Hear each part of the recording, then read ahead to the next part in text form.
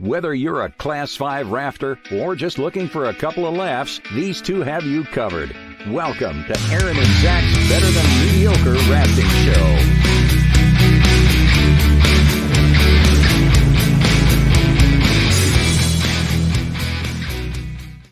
Well, happy Friday and welcome to Aaron and Zach's entitled The Naive Rafting Show. I'm Zach, and I have a lot of static going on. I can't figure out my webcam.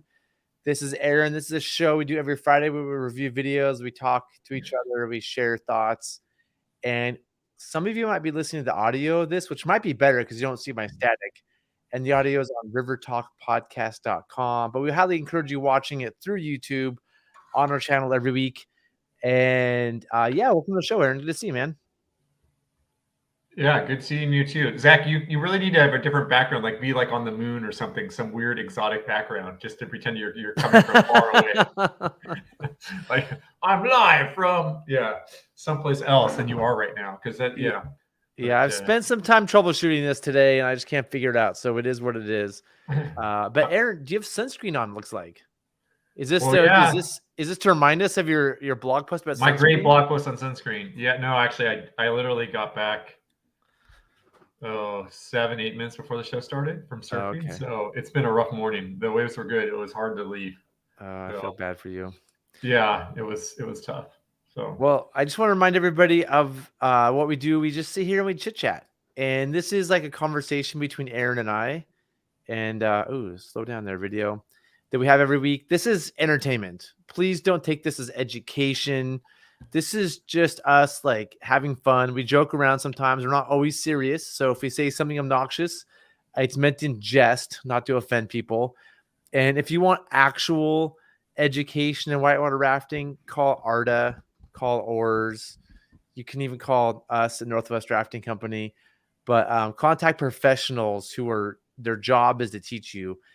Which Aaron and I do teach people how to raft, but we don't do it on YouTube on Fridays at 2 p.m. We'll be talking like we're teaching you things and like trying to pontificate, but this is really just a fun conversation between Aaron and I that is entertainment, and hopefully those of you watching can comment. And Denise, thanks for a nice comment. This is an expensive filter I just got, but this is just a fun conversation between Aaron and I every Friday, where him and I can catch up a little bit. And those of you who regularly join in, we love having your comments and your enthusiasm and what you bring to the show. So please add comments. And Aaron, I have a pretty exciting show for you this week.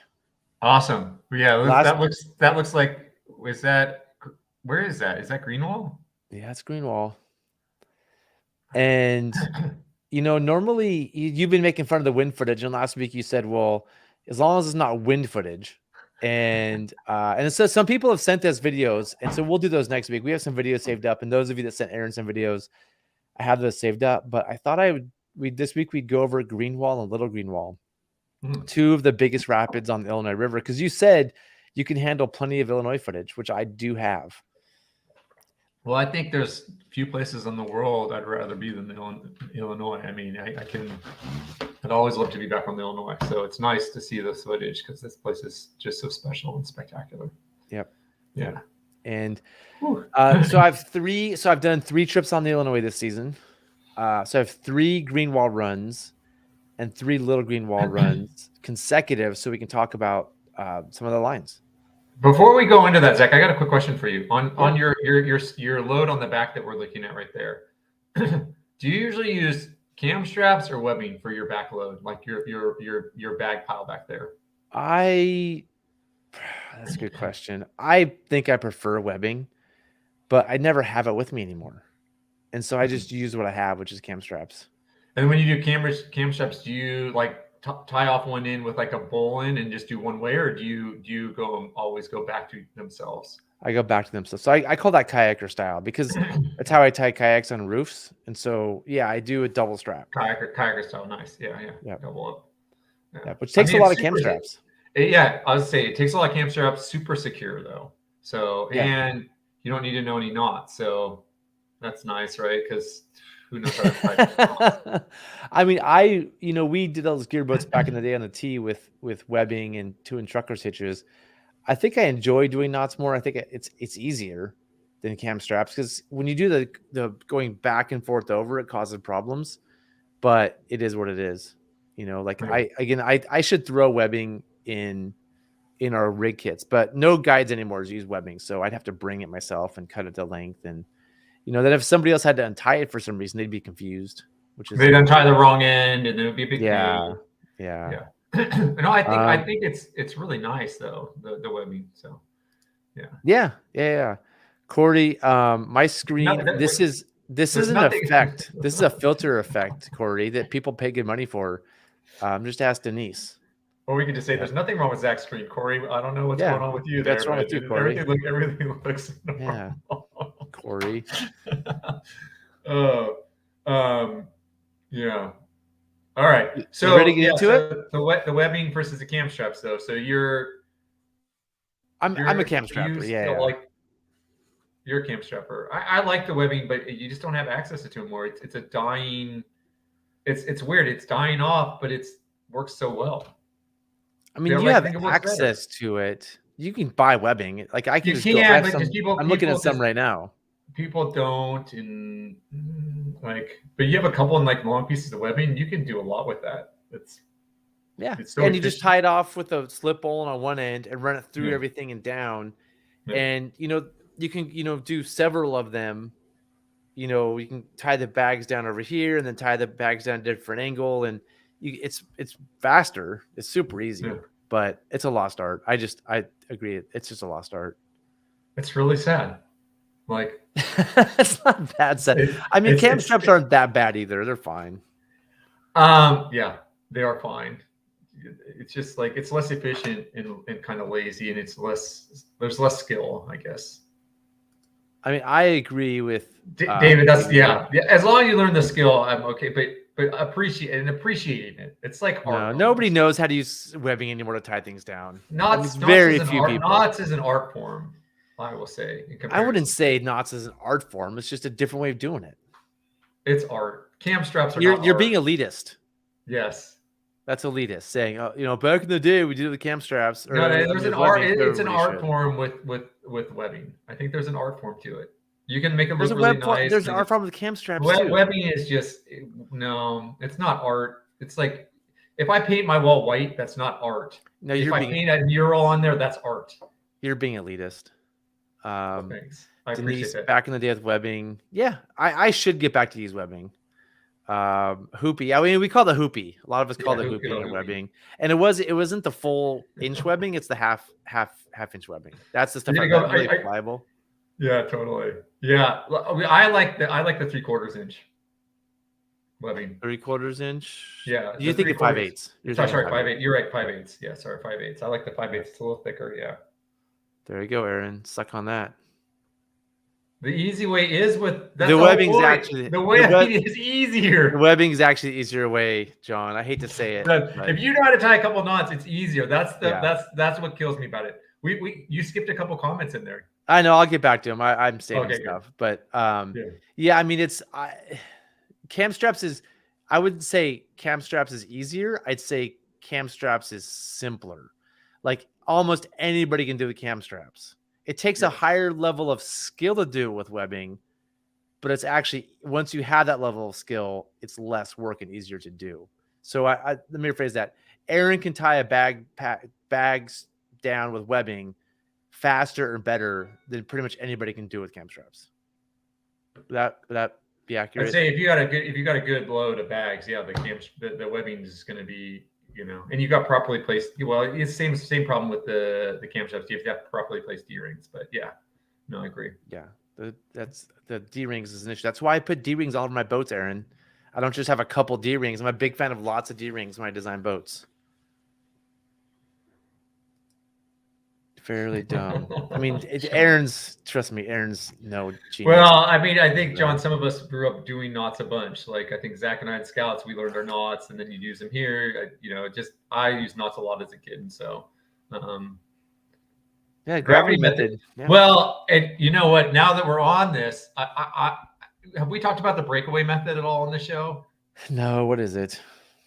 Well, I feel like back on our days on the 12 man, I noticed when a boat would wrap and and those dry bags, the rolled dry bags that were stuck underwater, they usually end up full of water, right? If it's wrapped for a long time. Depends what kind of dry bags you have, but yes. If you roll it really well, you can't get it dry. I'll say you. It depends on what kind of dry bags you have, though. Like, yeah, you're right. If you buy those Sotar bags, no matter how well you roll them, they'll never be 100% waterproof. But we have dib bags on our Illinois trips, and even the Jack's plastic bags they're a lot more waterproof, or watershed bags. I'm going to say this though. Depends on the bag. Well, it depends on the bag. It depends on the person rolling them. I never had problems. I had a cheap bag. I never had problems with it. But in general, the bag stuffed underwater, those ones usually get wet over time. And the ones that float away, everyone's like, oh God, whose bag is that? Oh no, that's Zach's bag. Ho, ho, ho, that's Zach's bag floating away.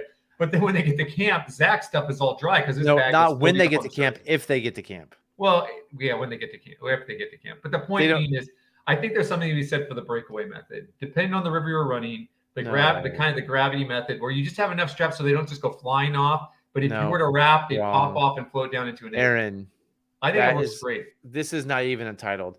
No. You should tie your stuff down though, so that when you wrap or flip, it is tied onto the boat. Yeah, but I'm talking about the big dry bags. You're not going to lose those, and then they just float down. You are going to lose those, and then they're floating on the surface. No, don't. This is misinformation.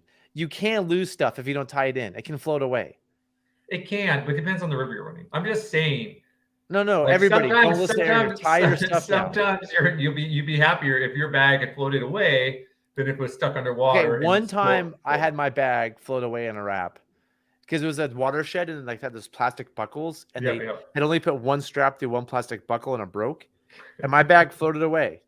I watched it float away, and I was like, "That's not good." And we caught it like 2 miles downstream. Yeah, you always find them in an eddy. You don't always find them. You can find them, but my thing is, you should tie your stuff down, Bomber, and instead of just get dry bags that work.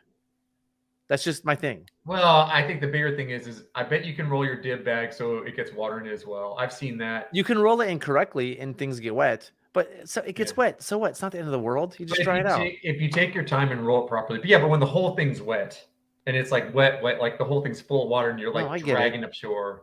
But you'll live. But it would have been better if it floated. No, it wouldn't have, because it could float away. You could lose it. And your wallet might be in there. Your phone might be in there. Well, that's a whole other thing. I wouldn't bring my phone. I'd rather have a wet sleeping bag than no sleeping bag, because you can dry the sleeping bag. Aaron, stop spreading your misinformation. This is an example of that. This is not education. This is entertainment. Well, I just think there's something to be said for the breakaway method, as there is for the gravity method. The breakaway method is not a method. That's just bad rigging. Screen bowl adventures. I agree. Aaron, you one time didn't tie your bags down. And no, you're trying to I always tie them down. I tie down. Steve's here. Steve will agree with me on the breakaway method. Steve, welcome, Steve. Hey, sorry. Sorry I'm late. Sorry, my camera's messed up. Hey, Steve. So we're talking about tying your stuff in a boat and the intricacies of using webbing versus cam straps. Oh. And Aaron is claiming this thing called the breakaway method, where you don't tie your stuff in very well so that your bags come out. If you wrap, your bags will float out so they don't get stuffed underwater and get full of water. And I'm saying that's utter nonsense, because you got to tie your stuff in. What do you think? If I was going boating with Aaron, and we were together and we were going to watch out for each other, I would totally do the breakaway method. But if I was going boating with someone who I didn't know, or I was going by myself, I wouldn't. No way. What do you mean? If you wrap, and here's the other thing, that works very well if you've got like paddle boats out front and you've got gear boats in the back, because the paddle boats have got nothing to do with it. They just collect the bags. They just collect all the bags. That's a big if. That's a big if. Not everybody has just paddle boats in front. Situational. Thanks, Steve. That's why if I'm with Aaron and he knows and I'm doing the same thing, I'm watching out for him. He wraps. I'm gonna get downstream. I'm gonna pick up his bags. What if you're a lead boat in a gear boat and you wrap? Well, that's a bad idea. Putting gear boats in the lead. Do you want to put paddle boats in the lead and your people swim and go down rapids without no downstream safety? Of course, there's under certain conditions I wouldn't hesitate to do the not tying anything, but I don't think you gain that much. Really, like not tying in bags, it's not that big of an advantage. So, exactly. Yeah. Wait. You mean you don't gain that much by tying them in, or you don't gain that much by not tying them in? You don't gain that much by not tying them in. You save a little bit of time, you save a little bit of effort, but no, Aaron's claiming that if they fall out, they won't get wet. I agree. They're much less likely to get wet. That's true. So he's claiming this is a primary method, because when you wrap, or flip, you want your bags just to come out so they stay Not dry. super fast, but if you flip, but like if you wrap and it's stuck there for a while, you want it to like slowly just pop out. You don't want it to sit underneath there for like a good 30, 40 minutes. The faster You you don't can want get it them right out, the faster you can get them out, the less likely they are to be wet. So breakaway method. That's a cool name. Hold on, Steve. Hold on. Are you messing with me? No. You literally are telling people that they should not tie their stuff in so it stays dry. What if it floats away and you lose it? I under certain I don't think that would ever happen, honestly, or that'd be a rare occurrence. Thank you. It's You'd be in high amazing. water, you'd be No in a weird way. situation. Yeah. I I think feel like that I'm in the what Twilight Zone. I'm gonna say you're both right and you're both wrong. Like that's the key. Oh wait, how though, am I wrong? because you can do it either way. You're never like Hold on. You can either tie your stuff in like a responsible guide, or you can not tie your stuff in and just like let it break away. there will be times when you tie your stuff in, and at the end of the day, you're like, dang it, I wish I hadn't tied this stuff in. It wouldn't be wet right now. I wouldn't be in a wet season. No. And there'd be times when you said, oh, I wish I'd tie this in because I don't have a sleeping bag because it went downstream and we can't find it. And I'm going to say this: a sleeping bag full of water, for me, is about as good as a lost sleeping bag. No, it's still better because you can dry it out. No, it's can, still but better. You're usually not going to be able to dry out that night. When it's really wet, when they're like soaked, it's like the next morning it's still damp type of thing. You're not going to sleep in it that night. You're just like, yeah. Are you guys being might as devil's well advocate lost right it. now? Steve, I thought you'd come in and have some logic. Guys, it is our responsibility as professional guides to tie our guests' stuff in the boats and like take care of it. There's some I good. agree. I agree. This isn't a judgment thing. Like sometimes we can, sometimes we can't. Well, I'm gonna say high water, I would not do that. In a high volume river where I'm concerned about losing stuff, I wouldn't. A pool drop, got people out front. If I have Different paddle boats out front on the Tuolumne 1,000, I'm with you. That's what we're talking about. Yeah, No, we're that's not. what We're talking about boating in general. We're talking about this is private boaters. This is not. Yeah. We're not just talking about the Tuolumne. I'm I okay if think they. I'm okay if they break away. I'm not excited if they break away. Even then, I'll accept it. Let's agree that there's a better way, a best way to do things, but there's not always an absolute way to do things. Yeah, I think we are agreement. I'll agree with you on that principle. That's the principle. And then there are certain circumstances, 10%, 20% of the time, when tying your bags in, you can. Okay, I'll give you 10%. We've all been involved with those wraps where you're sitting there watching and you're like, oh man, look at all those bags stuffed underwater. You're like, Not oh, me. This is going to be miserable. Maybe that's why you're so close-minded, Zach. No, I'm just like the Never bag. been in this situation. I'm like, when I see a boat full of bags wrapped, I'm like, man, that guy knows how to tie their bags, and that's bomber. Right? When I see them just floating downstream, I'm like, oh man, that person needs to go back to guide school. Except that when you wrap, isn't one of the first things you do untie those bags? No. Yeah, cut the bags away. Change the I don't think I've ever done that. Some people talk about that. I've never cut the bags out. It actually, I mean, I think having bags in is good because bags, the water is more force. Like I'd rather have the water going around, shedding around the bags than going into the boat. All right, situational. What's wrong with your camera? It's messed up. It's that high quality. It's that high quality mat. People pay system. It's affecting your credibility in this whole thing. This whole argument. Okay, so we have some comments to get to. I'm going to believe the people. I'm going to believe the people with better cameras might have more credibility. Man, I can't believe you guys are taking the side. I just want to reiterate how I started the show. This is entertainment, not education. All right, cargo nets. What do we think of them? I think they're awful. Steve, they have a stigma, an undeserved stigma. So you like them? I think, yeah, I do. Whoa! Where are we going here? All right. Well, why do you like? He's definitely playing devil's advocate. Steve, wait, what's your love of cargo nets here, man? What's secrets? There was a person, we had one once. It was called the Muffin Top. Some guy in Oregon made it, and I think that not tying in bags saves time, right? That's why we might do it, or in the wrap situation. But there's an efficiency to being able to just chuck everything in the back of your boat. Yep. Throw a lid on it, zip it up, cam it up, whatever it is. 1 strap versus 10 straps versus tying knots. I think if you perfected that system, I think I think that we're hanging on to cam straps and hoopy and tying in individual bags, like 10 individual bags in the back of a boat through each one. Like the tradition of that, the sentiment of that, the nostalgia of that is wonderful. I like that. But man, from an efficiency standpoint, boom, throw them in a bag, cam it down. You're saying something different. The muffin top isn't a cargo net; it's a bag. Yeah, cargo net. Yeah, I agree. Cargo net is one specific type, and I think the canvas going over the top, I think, is a whole different ballgame than the cargo net in my mind. But here's my take: using cargo nets and muffin tops, it just promotes kind of laziness, and it's not very. It only fits a certain amount of stuff. Let's say not everything fits in there. How do you tie it in? Do you just like throw it on top? Yeah. Like you're forced to only carry a certain amount of stuff, a certain size. But I think using hoopy or webbing, you're able to like make a larger stack if you need to. You can change the weight from the front to the back if you need to day to day. Like it gives you more, you're more versatile with using cam straps and hoopy. I don't know that you are. I think you could still have that same versatility. I think that if you added up all of the time and energy and frustration of tying in odd-shaped objects into your boat and said, hey, what if we just had a place where we could stuff all this stuff? Why did drop bags become so popular? Because they were a place where you could just chuck all that odd-shaped stuff and not have to tie it in. Yeah. Muffin top is just the next. But you have to tie the muffin top in. I also have to tie the muffin top into the boat. You have to strap the drop frame into the boat. You have to shut the table. You have to strap the table down every time. The muffin top is just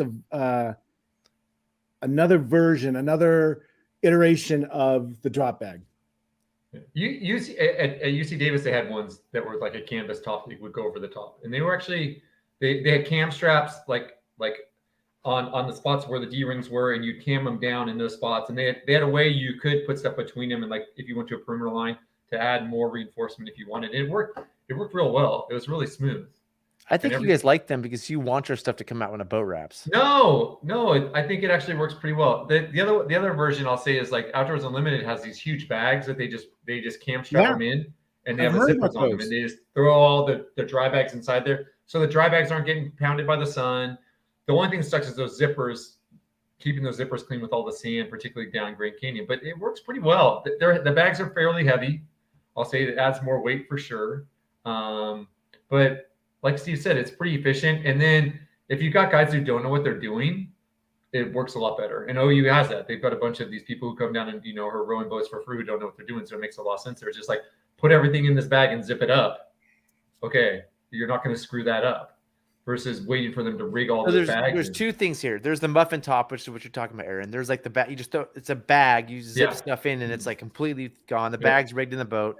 Sure, I could buy into a muffin top. It's just one more piece of gear you have to buy, but whatever. The question is about cargo nets, and cargo net is just a net that goes over the top of stuff. No, and I think that's. I'm not as big a fan of cargo nets as I am of the whole concept of not tying in each individual separate thing that you put on your raft. Like, let's compartmentalize those things.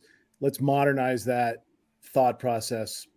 Come on, move on. So Steve, I have a question. You did run a company for like a long time, and you guys never went in that direction while you were there. Yeah, why no muffin top, Steve? Yeah, why no muffin top? Because I'm still a nostalgic person. Okay. And if I was okay. Yeah, we just never made the change. We bought. No, I was curious. No, it's there's a lot of reasons. I was just curious. And there's a stigma attached to it that we couldn't overcome. Here's a comment. I think the mesh bags can make the raft hard to flip back over. I've never used them. That's possible. I do think I think Peter's right in one way is like when you like the muffin top ones, like the OU ones, they got to fill with water, right? And when it's upside down, the stuff isn't like when it's upside down, the stuff will drop down into the water. Whereas if you've tied it really well to your boat, the stuff is solid in place. Steve, it's not. I mean, Zach, it's not going to drop down because it's floating up. It's all wants to float, just like the dry bags want to float. It's lighter than water. It wants to float up, so it's not going to like push down in there unless you've got like ammo cans full of batteries or something. Yeah, that's a different story. Well, let's talk about this. If you flip a gear boat, every time I flipped a gear boat, one of the first things I've done, sometimes me, but usually send someone else under there to untie the bags and just like get that weight out of there. So when we flip it back over, we're gonna have to reach that in there anyhow, make it easier to flip back over. I've done that a couple times, especially when it's somebody who didn't tie their stuff in well and bags are just kind of like flapping off the sides. But I usually keep it tied in. I'll take the oars off a lot, but I'll just. What if it's like you flip it? Let's say like I've had this happen, flipping it rock garden at like 4,000 on the tee, and to flip the boat back over before what's the next rapid again? Nemesis. I've done this one a long time. You wanted 2 people to jump on a gear boat, 3 people, and just flip it over mid current. You don't have time to pull it to shore. I wouldn't do that there. That would scare me. You just let it go. I pull it to shore, let it go. Pull it to shore, let it go. Having said that, after Nemesis, like I think there's after Nemesis, after Ramshorn. But I'm just saying, there's times when you want to just put 2 or 3 people on the boat and flip it back over, not get it to shore and deal with it. No, yeah, it's like I've never with gearboats. I've never done that with gearboats or paddle boats all the time. Gearboats, I've always got them into an eddy because I think I usually find with the gearboat is it takes more people than you think. You try once, half the people fall off. You got to try again. It's just and just managing all those people. So I've never with the gearboat. I feel like you need more people on there. I've done it a few times. Guys on there. Yeah, that's interesting. I've never tried that way. The last time was below Clear Creek on the Illinois. There's no good places. There's no good 2 people, 2 big, like me and another big guy. It wasn't a full gear boat, but it was a gear boat. There's no good places below Clear Creek to just pull the boat to shore. There's like rocky walls on both sides, so we were like, we just got to flip this thing back over. No, but there you got some time too. And that if it's lower water, yeah.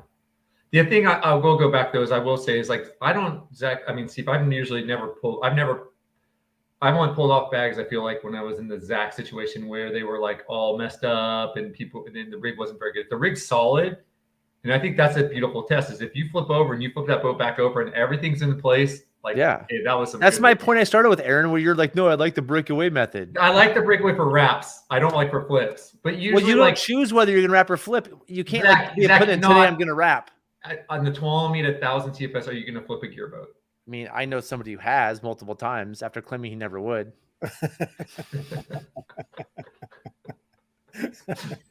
A gear boat at 1,000. He flipped a gear boat.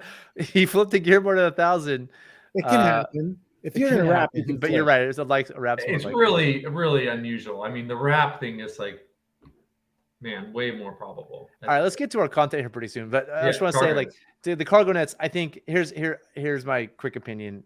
I think the ones that have a bunch of entrapments, I'm not a fan of at all. Terrible. Yeah, I think that's what makes us uncomfortable. Is even walking across it, you'll catch your shoes on them, and you're just like, they scare me a little bit. And I think that's the clean line. They don't really follow the clean lines principle well. The cargo, and not that cam straps do either, but a cargo net is just a bunch of these like dangerous things. It's like fly paper. There's all these little spots. Yeah, I'm not a fan of that. And everyone I see out there on the river, they're just sort of messy, they're not really on there very well. But the ones that are like some sort of canvas or some sort of mesh material that aren't things, they're fine. I don't think I'll ever use one. I'm not gonna say never, but I'm not likely to use one, but I'm sure they're fine. So we got a lot of comments. Yeah. You tie stuff in your sweep boat in Idaho? Do we? No. I mean, we put some hoopy through it. The breakaway method. The breakaway method. Or gravity method. How is that not irresponsible? How can you say that we're being irresponsible and then you just do that? How did you get me on this one, Steve? Man, you came ready to go. I mean, the guest boats do have a hoopy through them. There's a hoopy, like you line the bags up on the sweep, and you run a hoopy through all of them. So if you were to wrap or flip, if you flipped, I don't know what would happen, but if you wrap, they probably shouldn't float away. But like the stove and calm and stuff, yeah, those aren't tied in. You might Chairs. say that was situational. Man, he came firing, Aaron. It's situational. You're right, but it's not. I don't not tie it all in the hopes that it floats away and stays dry. I don't tie it in because it's just the odds of a problem are super low, and it's a lot of work to tie it all in and untie it. But you're right. That's what I should have said when you asked me when I first came on. What are the odds? It's a lot of work. I'd go in. I'd make it all right. But Aaron's point that when you started was that he likes the breakaway method, which I'm not even I hate calling it a method. It's not a method. It's a method is something you should do. It isn't a method. He likes it because your bags will stay drier. Like he'd rather gamble that you might lose it over keeping his stuff dry. And I'd rather just like keep it, and if it gets wet, it gets wet. And Aaron's like, no, sometimes it's good if it floats away because it'll stay dry. Those people's bags never are wet. The person who's like, oh God, that's their bag. No, don't say never, Aaron. You just said never. That person's stoked, man. That person just said never. So stoked. Yes. That's my thought. Every time when I'm sitting up here watching that bag float away and then the paddle boat's chasing down, oh, that person. If there's paddle boats to chase it down. I was on a wrap where the lead boat wrapped and my bag was on that boat and it floated away and my wallet was in there. And I'd go, oh, there goes my wallet. And I still have to pull this wrap off. And this is a Blossom, a 5,000. Luckily, we caught up with it. But I remember thinking, catch up. It's not going to go to the ocean, Zach. Come on. It depends how long we're there. Someone else is going to. I just don't think you're going to be separated from it forever. This was in March. You got your wallet back. Oh, this was in March, so nobody else was there. But all right. Anyway, we got a lot of comments here. We got a lot of comments. So we'll go here. Looks like you have a month's worth of gear on the boat. Is that your personal camp setup or multiple people?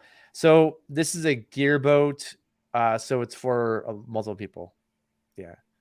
So Steve, the show today, we're looking at a green wall and little green wall runs. Awesome. I did 3 trips. I have 3 green walls, 3 little green walls. This is the first trip where I rode it. This is the heaviest boat I rode of the season. And it has a lot of stuff in there. We had bought 28 bottles of wine. So there's a lot of stuff in there. Wait, I can press play on this? I can play the video? Whoa. Yeah, you have admin stuff. Yeah. So I'm just going to go through some comments really quick before we get into this. Zach is taking a beat. Well, Steve came in firing.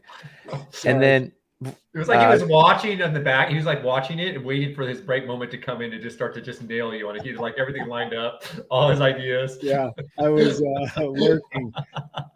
I was lurking behind the scenes, just waiting for you taking notes. Get out on a limb. So let's talk about favorite meals for multi-day trips after we talk about. Let's come back to this. So we'll come back to this. One of these remember favorite meals. Cool. So let's get to some of this video, and some of it's good, some of it's bad. I had some good lines and some bad lines.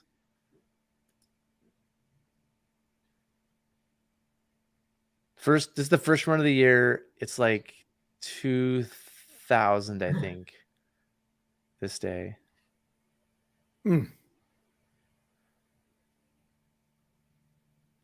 I pretty much, the entrance, I don't know, do you guys do the same thing? Like, there's that rock on kind of middle right. I've been going just left of that rock at every flow. Yep. Yeah, I get more angle at that lateral that you hit at the top, though, because I'm not as strong as you are. So I try to like use the raft a little more. So I didn't mean to go that far left. I meant to be like more to the right there. Wow. Did we watch this one already, Zach? You and I did. Yeah. Because we looked mostly at me getting stuck. Which I'll fast forward to here. Yeah, that's right. Pins and clips. Yep. Steve, you haven't seen these yet. What happens here is pretty fun. So I'm going the far left route, which there's barely enough water to get a gear, but there's not really enough water to clean it. You could maybe get it through perfectly. Okay. But it's just high enough to take this far left channel, and everything else is just like messy. And then are you going to go back out to the middle, or can you go left to the big rock that's down there? I wanted to go middle, but I got stuck in here. And then, so there's a cat boat behind me, and he thought I was free, so he took the next channel over. You can see the cat boat there. Is And he I still fast out forwarded there? this because Aaron and I already talked about this on a show. So he's pretty stuck in that next channel over. Can you pause it for a second and tell me why the cat didn't go first? Because it's his first time running in Illinois. So I was down. That would have been smart probably, but it's his very first time. Okay. So like I want to be downstream safety. He was supposed to wait if I got stuck, and then he thought he saw me come free, so then it came down. Like he was kind of in the eddy up there behind me. Yeah. That would have been smart having that cat go first. So as I'm taking photos, watch this. My boat comes loose on its own. I'm just like taking photos with my good camera right now. Aaron, we already reviewed this a little while ago. Like last week? 2 weeks This is ago, sort I of a think. classic oops On move. its own, I was like, my expensive camera. I just have time to like put it in the bag and get the order. So now I wanted right here. The move I want to do is now just All the way across. all the way right. Yep. But this boat was too heavy. I couldn't stop the momentum to get all the way yeah. right. Yeah. I think Did you think about bouncing the wall, bouncing off the left? I've done it before. I couldn't this flow. If I had Or not that given one up right right there, Yeah, it Like, looks I- like you got it made. I could have done it. But I felt like if I didn't, it would have got messy. Like, so Aaron, what you're saying is like right. One of two here. spots right there, maybe bounce it, Yep. or right there, that one right in front of you, or that big rock just far down. I feel like sometimes you're almost better off feeling worse. You know, like if you totally flailed on this and didn't get over it all and hit that big rock down below, you would have been able to shaboing across and would have got your momentum going the other direction. I've hit this wall before on the left right here, but I didn't have enough angle to do that. So I'm just pulling. Yeah. And you're saying hit that, like fail, worse, hit that wall. Or the I one feel down like one, yeah. right Maybe. here, I maybe had it, but I was Yeah. like, I did, but I just felt like if I had not made it, it could have gotten Yeah, okay. ugly. You know, So so, you I'm like, bailed on that one. well, let's just go down here. I've never been down this little channel before. It was kind of exciting. It goes. It just, not as clean. Yeah. Hey man, that's a good place to go. Yeah, I've been over there a lot, Zach. We had a gearboat broach in there that the next Ooh. gearboat down broached in there for like 10 minutes. So Yeah. it's not perfect. Oh. Woo. Oh. Yeah. So like that line works. It's a couple places you could wrap or flip, and you could broach in there, which is fine. We just dealt with it. But all right. So here's a week later. This is, I think, this is like 1400 CFS. So last one was like, I think 1800. This is 1400, and the way lighter boat, right? Like we had extra help this week. Yeah, you have way less bags in your boat. Yeah. And you can just see this boat's easier. If I had this boat the previous week, I think I would have made that pole. This is a 14-footer. 16. 16? This is just like a pro. It's a wing boat, but it's pretty close to a pro. Okay. And I'm heavy. Most of it, my weight's in the front. I stern loaded this boat, so there's a bunch of dry bags in the front. So I'm running it super heavy in the front. How do you like the way that tracks when you do that? Why did you do that? It tracks forward really great. You'll see how it doesn't. I make a mistake in little green wall in this boat. But you saw it just track right there too. It just powered to the left. I like when you have a little weight in front. It's amazing how well it tracks, but it's amazing how well it tracks. I wanted it to track really well for most of the rapids, but you'll see at little green wall, it tracks incorrectly. So this is the middle line. This boat definitely looks a lot lighter. Like you're not. Oh, it's definitely lighter. Straining nearly as hard. Yeah, no, it's definitely lighter. That's the best flow right there, isn't it? Yeah. This is we had this flow the third week too. This last week. But this bottom part, I feel like I did the same thing 2 weeks in a row, just driving left right here. Mm-hmm. But it surfs me over the right. Watch it hits, and it kind of surfs me over to the right. And I end up hitting the wall, but you don't see it. I deleted that part. It's just the GoPro got knocked down. Oh yeah. All right, so this is Tuesday. This week, Tuesday. Same flow for the 1400 again. And a 16-footer again. Same exact boat. Yep, 16-footer all three times. Probably like a little heavier than the previous week because I have a person up front.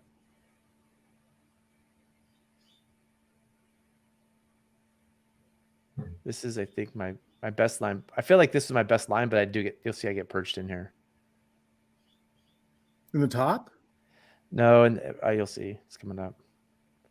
But I'm pretty stoked on this part both weeks. Like, a lot of people like to be in the main channel for some reason, but like I said, just right of that rock, if you go right through here and are pointing left out of it, it'll just track over to the left.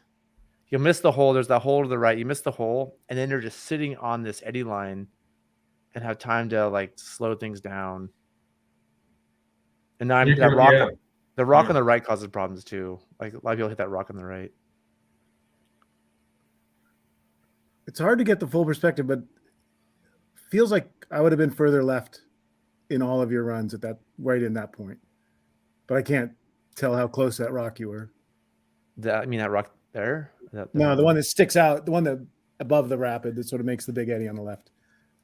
Oh, let's go back. You mean the one that's just past your head? That rock? No. Between the two rapids, sort of the separator rock. It's sort of what I look at the whole time I'm running the rapid is that you'll see it. It's right on that yellow helmet right there. Oh, that one. You would have been further, one. like you would have been closer to it. Feels like I try to be closer to that and almost use that eddy to separate this from one. Yeah. Catch your tail on the eddy water. Two rapids. So what I tried to do here was be more right, so I could kind of have some like I'm pulling. We're doing finger guns to the photographer, so like I'm pulling right to left into this move. Okay. Like I'm not lining up for the move early. I think that because like it's hard to time it perfectly. So like that way, like if I make a mistake, I err on the side on being too far right. I don't know if that makes sense. I don't want to hit the rock. Hitting the rock would be bad. So like I'm trying to slide. Which rock are you not going to hit? This rock right in front that of rock us? right there. Or so the middle rock. Yeah. So if you're aiming for the middle rock and if you're aiming and you're too far left, like fixing that is hard. So I'm trying to. I think I prefer coming that way because then I can pivot the other way into the drop. Like because I'm pivoting into the drop. Doing an airplane turn into it. Yeah, I like to pivot into because then my momentum coming out of the drop is going left to right and getting back over to the right side where I want to go, right? Momentum's going left to right. Yeah, as you come in. Like you want to bounce off the rock. So basically I get farther left, I think, and maybe with the other shoot I did this. Then I'm pulling from left back to right to drop in. I definitely do that for when we have to go one more shoot over. But I definitely like spinning my load into the drops. Like that to have the momentum coming out of the drop in the direction I want to go. So I just don't want to hit that rock. Or I just want to barely tap it. I'm afraid I'm going to hit it with my bow and then stick it, hit it, and then spin sideways. The one to your left or the one to your right? The one to my left. The one to your left. The right's just a hole. But if you're starting farther left and you're cutting back, your momentum coming into the hole is going to be taking you more right where you want to go. That makes sense. I mean, you'll see I mess it up, so that's probably what it helps. No, I mean, I understand what you're saying there too, and I don't know how well it works there because it looks a little messy, and I might not do it that way there, but that's in general. My number one goal is going over this drop in the right place straight. So like I'm not too worried about like being advanced and getting momentum correctly or whatever. I'm like, I just want to be straight and go over the drop. I don't want to get too tricky and end up being sideways or like hitting if I hit the rock with my bow, then I would spin and go over sideways. So I'm not thinking past the drop. Now I'm like, okay, cool. I made the drop. I think I can pull like I did the previous week, but I didn't quite make it. So I just go over the rocks and get pinned in here a little bit.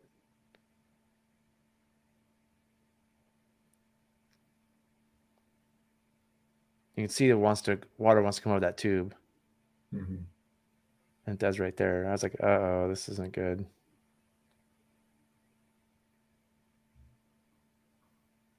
Yeah. And these are slightly bigger tubes than Avon. I feel like with the Avon, I could have been in some trouble there. Now you're surfing? I'm surfing, yeah. So that hole there is like, it was surfing me a little bit. I think that's a good reason to practice surfing. Yeah. Oh, for sure. Like I was like going, I thought about that. I'm like, I'm super comfortable surfing. So Yeah. as I'm surfing, I'm like, okay, cool, whatever. Yeah. What's And my angle? It's like maybe being in a kayak almost. the other You thing would is have the gone boat's left full if of you hadn't surfed. the what? I think you would have gone left down below if you hadn't gotten surfed in there. Well, I'll tell you what, see my boat's filling with water. So Yeah. right now I'm thinking, oh man, I don't want to have a boat full of water. And it looks to me like right now you're going to go left. Yeah. And then this helps you. Oh, look. Boat Yeah. drains. And the boat's Yep. draining. The big thing Stop. is the boat's draining. I don't like if it was a boat full of water, I'd just be fodder. Okay. Yeah. Nice. Yeah, that line worked out real well. This is Got this it. bottom part. I got a little flustered there for a second. I'm like, I can't believe I got stuck. But I'm really happy with like this line. Perfect. Yeah. left Yeah, that here. was nice. So where he was on that rock with the throwback, are you psyched on that spot for the throwback? No. Okay. Yeah. Yeah, it's kind of not helpful. Yeah, he was a little far up. Yeah. Yeah. I think some people think like you can get stuck in the hole. If you get stuck in the hole, you got time to walk back up to help him with the throwback. But more my concern is people aren't. No, I just don't think he thought. I mean, he. I mean, we can go back to that. I had this. It's funny. I had the exact same thought when I was watching this, when I was preparing this video. So it's that we're talking about that guy in the orangish dry top right there. I have two people with throwbags down below for safety, and so I have two issues with this location. I just said, hey guys, go down throwbags and help me out in case there's a problem. One, like where he's standing, there's no good footing there. It's on top of a rock. So like if he had to pull a swimmer in, he couldn't really be very well anchored. It might pull him in. And two, like if anybody's swimming right here, they can't see a bag. It's just too much going on. Halfway between there and the blue boat, maybe? Yeah, like so with that Right next to second us. throw bag, Yep.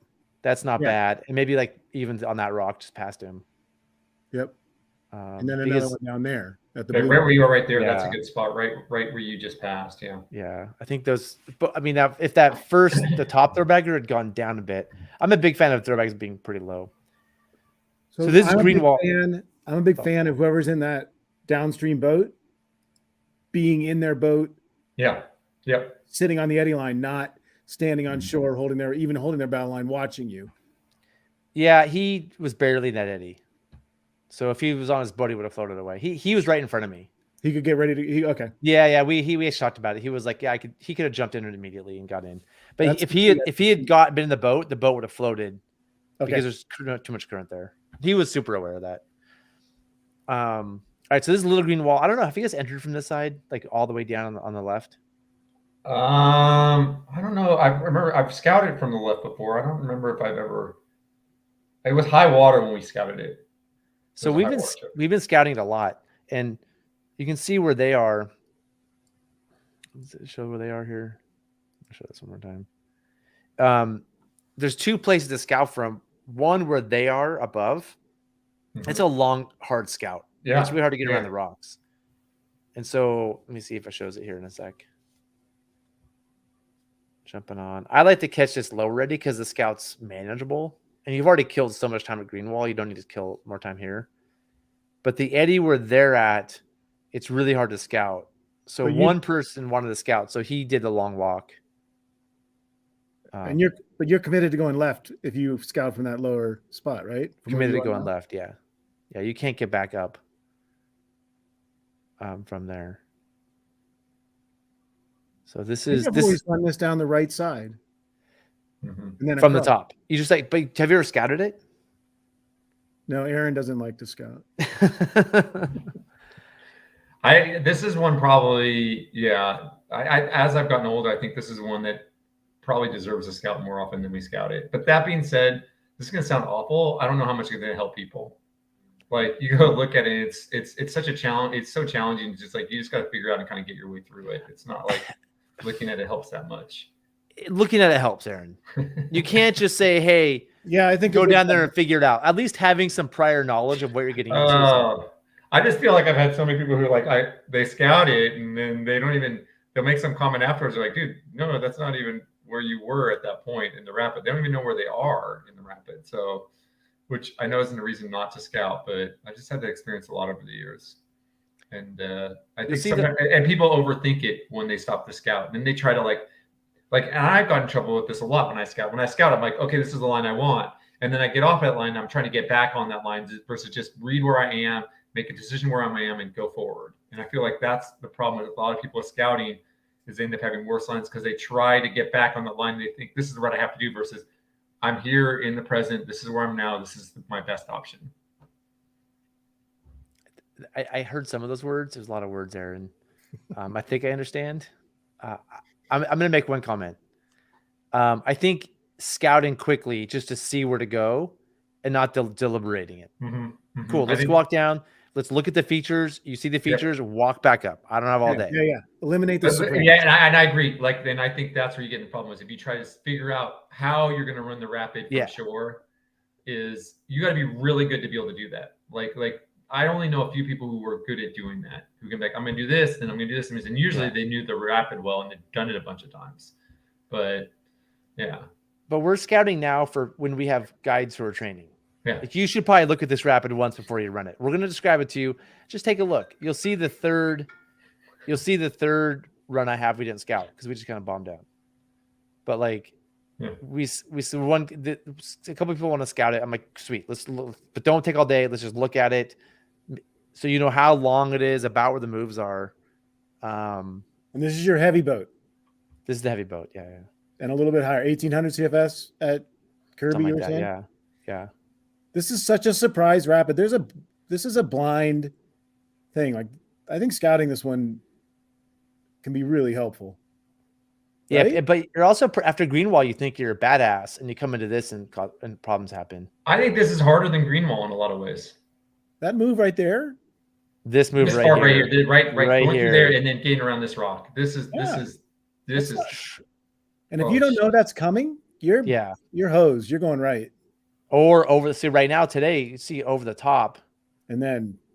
So like, wait, we already go past it. What happened? Oh, let's go over it one more time. So like, the entrance. There's actually the hole on the right in the entrance is pretty big. Like it could flip a smaller boat.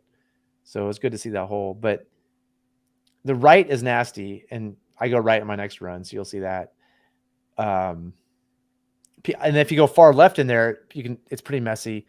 But if you went over that rock, like let's say you went over the top of it, or to the right of it, that's a nasty little slot over there. Well, I've seen enough boats go right. Get wedged sideways in there, and things can happen. We're about to see that. I did that in my next run. I've seen enough boats go right where it's not the end of the world. Boats I've seen go through too, but it looks ugly. Yeah, it's not fun. I definitely don't like it. And after the run I'm about to do, you'll see I do that. I do the same thing. Somebody wanted to scout. They're all high. I just went to the low eddy, and I do the same like left to right move. The water, you can tell the water's lower. And I'm pretty cocky at this point. Actually, I think that's part of my problem too. Because a lighter boat than the previous week. I'm like, oh, I crushed it last week. I got it again. But it's lower. I think in some ways that drop above is steeper and more violent, and it's like hard. It's hard to get momentum right to left when it gets lower in some ways. Like it's always hard, but I thought lower would be easier. So I had the trifecta: lighter boat. I'm cocky.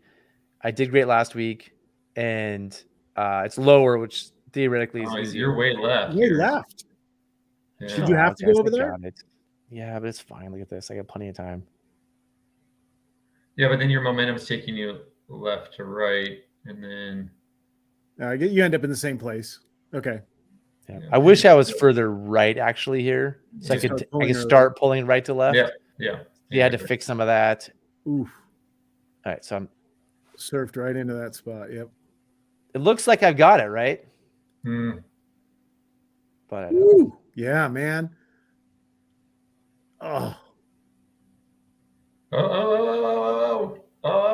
And I think part of it, I was so front heavy that the boat was wanting to track. So this is what I've been thinking about. Let me go. We can watch the whole thing and go back.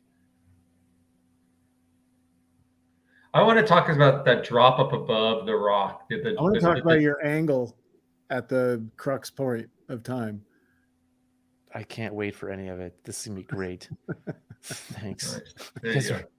Wait, what do you want to talk about first? First of all, I just keep saying you were too cocky. I like that part. I was pretty cocky. I still am, even though I'm about to get destroyed. All right, Okay. Aaron's going to talk about this hole. What do you want to talk about, Aaron? We're going to pause it. Keep going. Keep going. Can you go right of that little rock that's to your right there? Yeah. From where I started, it'd be hard. Okay. It's possible, but it would be really hard. Okay. Hold on. Okay, stop it right now. Yeah. Okay, so this is an interesting thing. I always try to cut right behind the rock that you're right there. I always try to cut right behind it, and set up to almost do a downstream pull Me onto too. it. Yeah, that's the angle I was going to talk about. But I wonder sometimes, I've looked at this lately, what happened to people who are just way right against the right shore right now? Right I've there. done that at lower water. And I've then actually, because all that water is coming right to left, and your momentum is going to take you left. Does that work? Well, I mean, it looks like it'd be nice. that's what I meant to do. I meant to be pretty far right and being driving right to left. I just didn't like. Okay, but from that spot, well, ferrying or pushing? Ferrying, back ferrying. So like, I thought that right in here, I felt like I was driving. I thought I was going pretty far right. So I'm like, okay, cool. I want to get right, dumb momentum, and then drive right to left. But what happened was, like, I'm doing good. And then right there, I'm like, oh man, I'm not far right. You can see there's a little surge that kind of pushed you. So I'm like, let me pull back right so I can go right to left for a sec.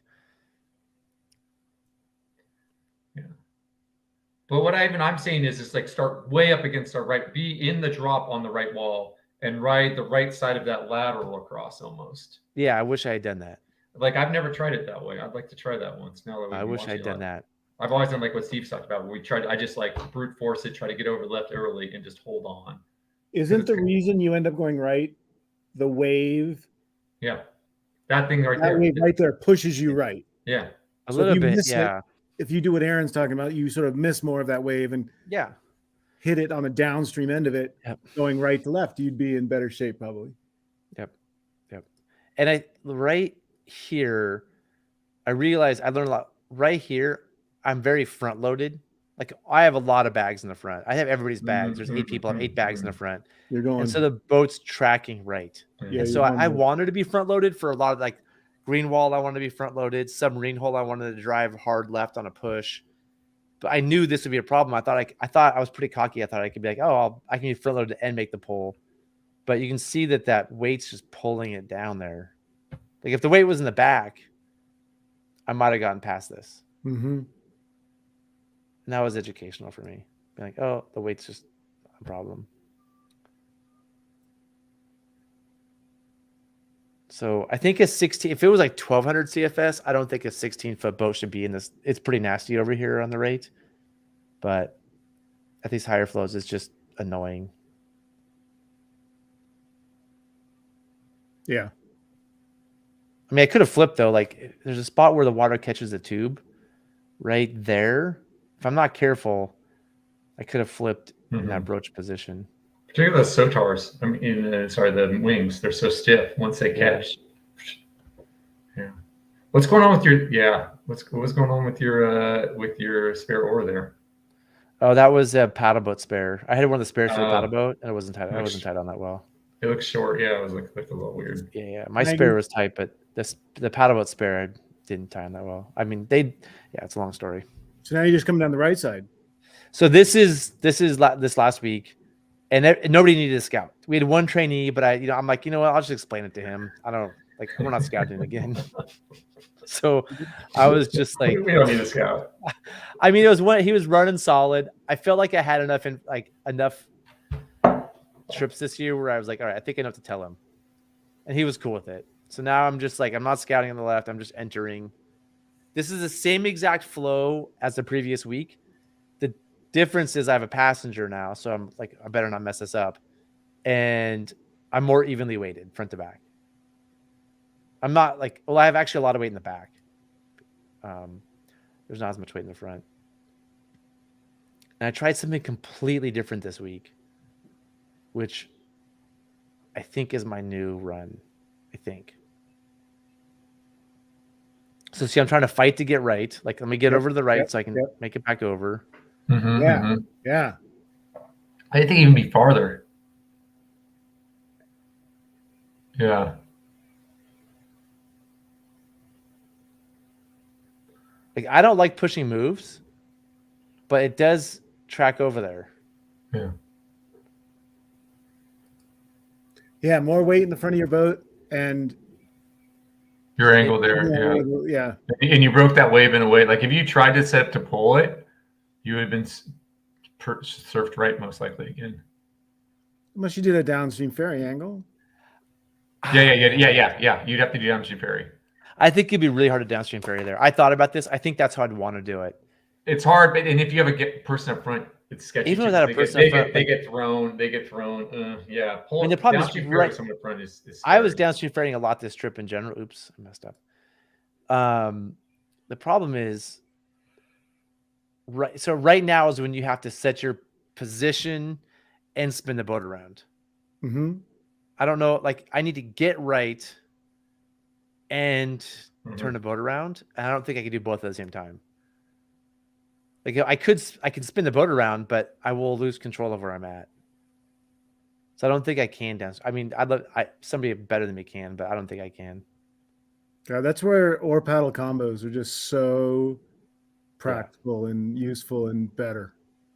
Right? Oh, if you have two people paddling in the front of that boat, that's a really basic, fun move.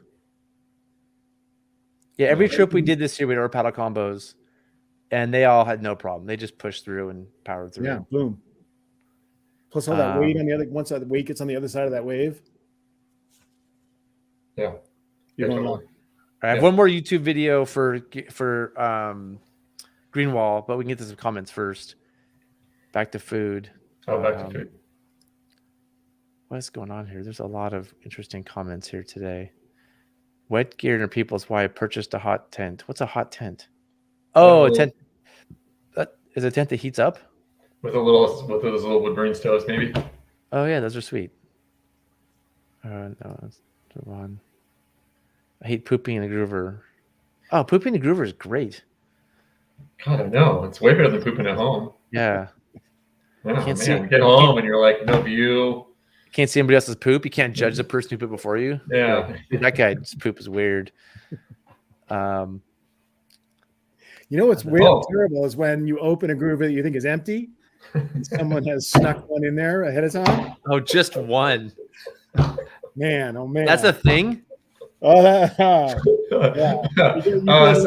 Someone here used to do that. We're not going to name names, but someone here used to do that when he was rowing gearboats. Just float off in the back a little bit and do a little. Aaron, you would poop in an empty groover? Oh my god! Yeah, well, on the trip. But before we got to camp, they got to set it up. That's a fun prank, actually, at the warehouse. Like, that's just how you get a reputation, man. And you can't lose that one. That was like long, 20 years ago. That was over 20 years ago. 20 years ago. Yeah, man. Yeah, I still tell that story. Did this just happen once, or was this a regular thing? Well, I've did it more than once, but Steve's the only one who complained about it. But I wasn't sure. But he was the only one like above me seniority wise, so probably no one else complained. But they were all grossed out. I was the only one who complained about it out loud to Aaron. Yeah, other people complained about it to me about Aaron. But they left him out of it. Aaron, wait. So let me get this straight. You were rowing a gearboat with an empty groover, and it was on the it was like rigged next to me, and I had to poop. So yeah. I just popped it. I just kind of like hung back, popped it open, and did my little poop, and closed it back up. 2-day Ptolemy trip. You get to camp. You don't expect that. We call it a Cavignolo now. That's what that's called. When it's in there. I mean, Aaron, if you poop what are you in the supposed groover, to do? We gotta poop. No. Aaron, here, hold on. Poop in the groover, but you should be the one that sets it up then. Or tell somebody. Big, hey, I pooped in this one. Like, no, but you should just be like, hey, I pooped in it. Why did I set it up? Common courtesy. I think It's I forgot by that. Honestly, by the time I got down there, I didn't even remember it. Like it wasn't like that. It's something I did so often that you set up the second day, it's got poop in it. Like on a multi-day The trip, second day, you expect it. Yeah, there's poop in it. So what's the big deal? There's poop in it. Yep, there's poop in a Cooper. Whoa. It's the unexpected. It's the unexpected. Anytime you open something that you see something in there that you don't expect, it's called a Cavagnolo. And you know exactly whose it is too. Man. So this is a great question. Yeah. So what's high and what low water levels? What would you call high? What's high water on the 2,500? 2,500 higher? Yeah, and then not running that much higher. 2,500, 3,500. Would you run up to 35? You better know what you're doing. If you're going above 2,500, you better be like on your game. I'm not going to do it commercially.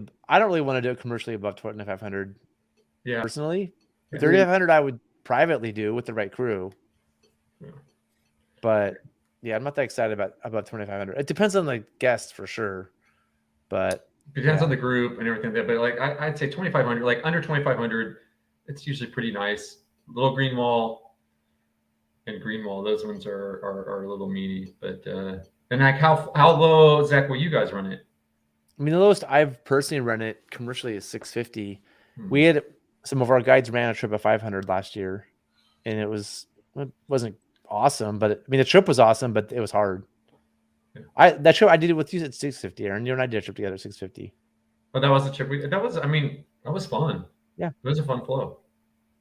I thought it was challenging and fun. Steve, what's your recollection of how low you'd say? Yeah, 700 to 2,000 is probably the solid green light if it gets above 2,500. And I think you've got to, if it's raining, like the day you launch isn't the day you really have to worry about.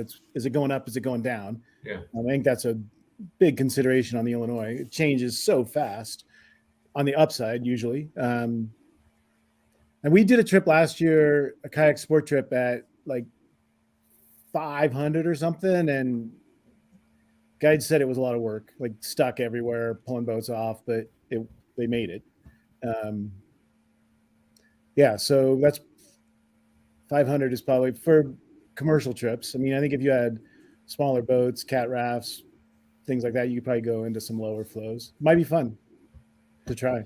Would you ducky it? Would you guys ever think about doing that, like a low water one? It'd be fun, wouldn't it? Yeah. Yeah. Going that low water. Zach doesn't look as thrilled about that thing. I like ducking. There's a lot of flat water on the Illinois, so.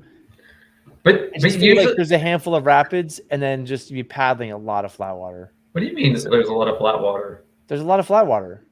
There really is. But it's mostly current though. No, that's my point. It's not at 400. Right. Okay.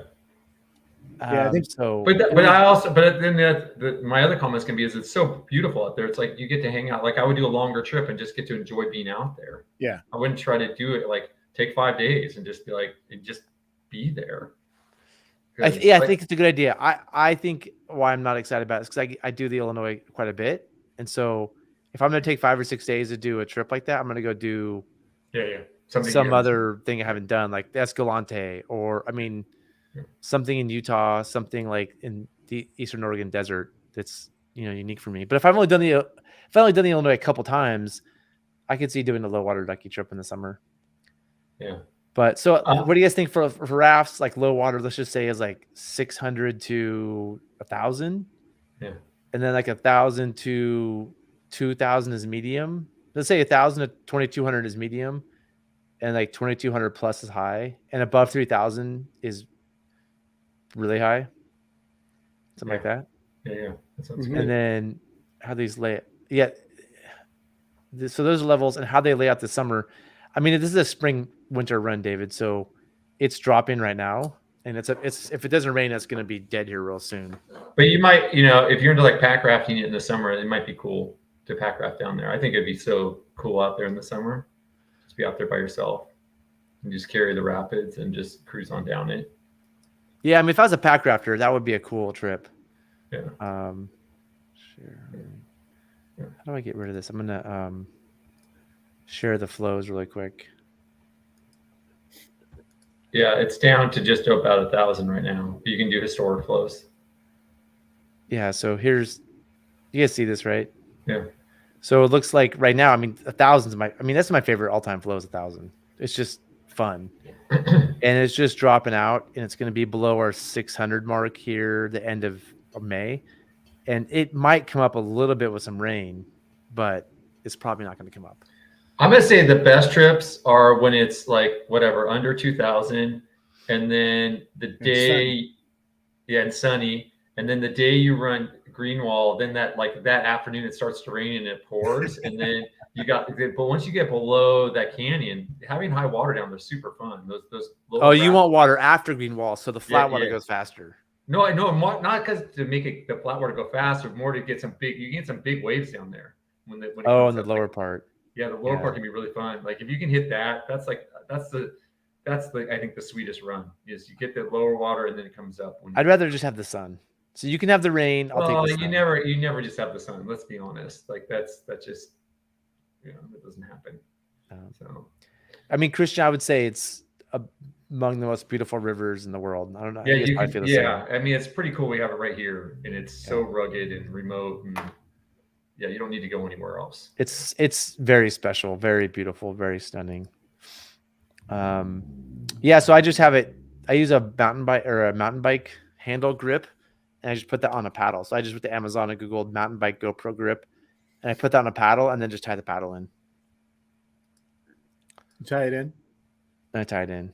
Yeah, like you should tie it in.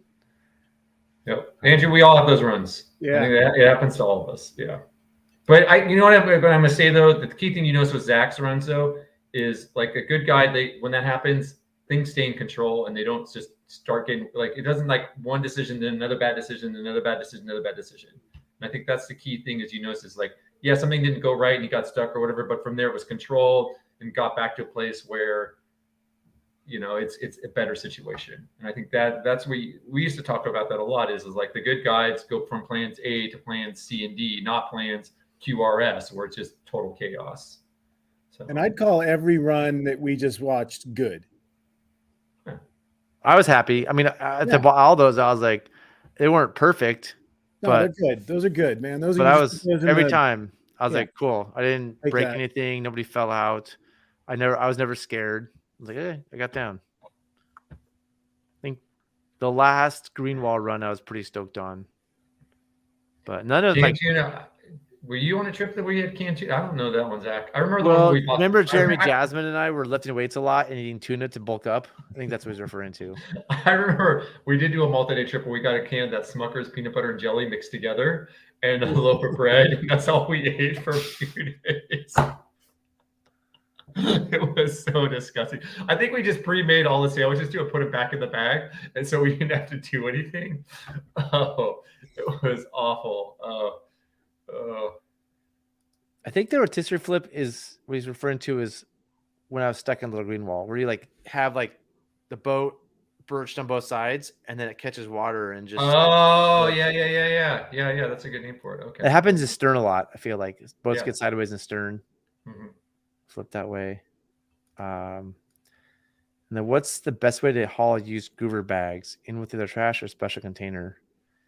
Okay, what type of groover bags are we talking about? Are we talking about? I think these are wag bags. If we're talking about wag bags that can go in the trash, but if we're talking about the people who poop in bags that aren't supposed to go in the trash, that's a whole different problem. I think he's talking about wag bags. So wag bags are like a Ziploc bag that has chemicals in them. And you poop in them, you zip them shut, and then put up in another one and zip them shut. What I do is you guys know those Gamma Seal lids for 5-gallon buckets? Yeah. I have a bucket with Gamma Seal lids, and I just put them all in there, and I keep sealing it. And at the end, I mean, that thing smells like shit. Like you can't avoid it. Like, I mean, it makes sense. Isn't it hard to get them out of that little hole? It's not too bad. I mean, it's the size of the top of a bucket. It's not fun. Like you're always like, I hope they come out and don't break everywhere. But I mean, sometimes I just throw that bucket away, honestly. Well, it seems like a dry bag would almost be better because you just open up and then they're all out. Yeah, but I mean, honestly, when you put bags of poop inside something, it's really hard to make the smell go away. Like because we do this on the Chetco, that's how I know. Like we have these Gamma Seal things we put the groover bags in on the Chedco, and I've tried like bleaching them and putting in the sun for 6 months. And dude, So why not just have it seems like a dry bag would be lighter and easier. Yeah, but do you want a dry bag that smells like shit? Well, versus a bucket that smells like shit. What's the different poop? A bucket costs like $5. You can throw it away. A dry bag does not cost $5. Okay. So like if I know it's a particularly nasty bucket full of, I'll just throw the whole bucket in the trash and be done with it. I think the answer is though a special container separate from your regular trash because of the smell thing. You just not introduce that. I think somebody I know used to line. They would have another trash bag and they would line it with a trash compactor bag and they would put those inside the trash compactor bag. Yeah, we do that too. We do that too. Trash compactor bags are great. If anybody doesn't use those, they're great.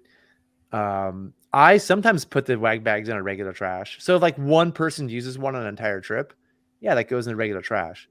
But if you're like collecting wag bags every day and that's all you're pooping in, I definitely a separate container. What do you think of river names? Mine's raw taters. I mean, raw potatoes at dinner because they were. Do you guys understand this? I think he's like river names. Like people, I guess, have river names. Like raw taters. Name. Got it. I don't know. I don't have a river name, so I feel really left out of this. You don't have river names, but a lot of things are named after you. Like I don't know. At Northwest Rafting, there's a lot of things that say Cavagnolo on them, huh? Well, no, the thing that we use to scrape the food off of plates in the trash, that's called the Cavagnolo. Yeah. Wow. Yeah, kind of like at Art, that's the Epstein. We named it the Cavagnolo. And then that's a big honor, Aaron. And then I think I hadn't talked to you in like 10 years when you named it that. Like we hadn't talked for a while there. There was a stretch where we didn't really run into each other, and you still I feel honored, even though we weren't like hanging out. That you still named me, so thank you. It brought us back together. Yeah. Do you ever river name? Remember Joe Daly one time was he'd have like a river personality every summer. He was Elton Joe. He's had a few other. He was the most modern man in America for a while. That was his saying. Yeah. Do you have his river name, Steve? I don't have a river name, but I do have an interesting river name story. My son Sam was leading a trip in Utah with a bunch of high school kids who sort of knew each other. Some of them knew each other, some of them didn't. And obviously they didn't know any of the guides. And when he did the pre-trip meeting, he said, you can pick your own river name. You can pick whatever name you want for the duration of this trip, and no one will know that it's not your real name. So there's the river name, the whatever, raw potatoes or raw taters.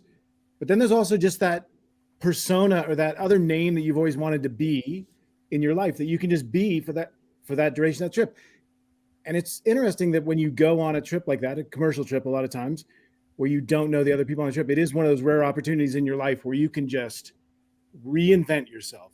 Like you can be whoever you want for the next 4 days, and no one's ever going to know that you're really a accountant. You can tell them that your name is, whatever, Elton Joe, and you're a traveling musician.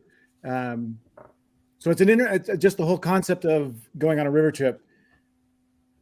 Isn't it? It's how often you get to do that in your life, where you're going to go spend 4 days with 20 other people, never going to see them again, probably. They've never seen you before, and you're going to be inseparable for 4 days, 6 days, 20 days, whatever it is. It's an interesting phenomenon. So I like the idea of giving people that freedom, authority to sort of pick their own name for the next X amount of days.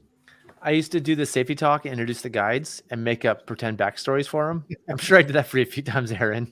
I'd be like, oh, that's Aaron Cavagnolo. Aaron, wave up to us. And I would make some pretend backstory up. I have some funny stories I can't tell because they're pretty bad. Yeah, totally. Yeah, these day and age, yeah. If I remember correctly, Zach, didn't you also do a trip once where everyone had a call sign like from Top Gun? And you that's right. Yeah, Speaking of which, next week. I know, a week from today. Wow. A week from today. I know. Have you seen the leaked? No, I don't want to see anything. But Heather told me last night that it's got 97% in Rotten Tomatoes. Were we talking about a new Top Gun movie? Yeah. Maverick. Aaron doesn't watch the news. You haven't heard of this, Aaron? No, but let's get back to rafting. Like, Okay. yeah. Let's get back to rafting here. Do we have any more videos? Do we have any wind footage to watch or anything? No, we have like one that? more video, but we'll get that in a second. Okay. Yeah, the 5-gallon bucket with get the gamma screw lid, the thing that screws down. I think that's the key. And yeah, it just smells bad once a day, but it's not that bad. Yeah. Okay, cool. I got one more video for you guys. Share. This is more green wall. I gotta figure out how to do it.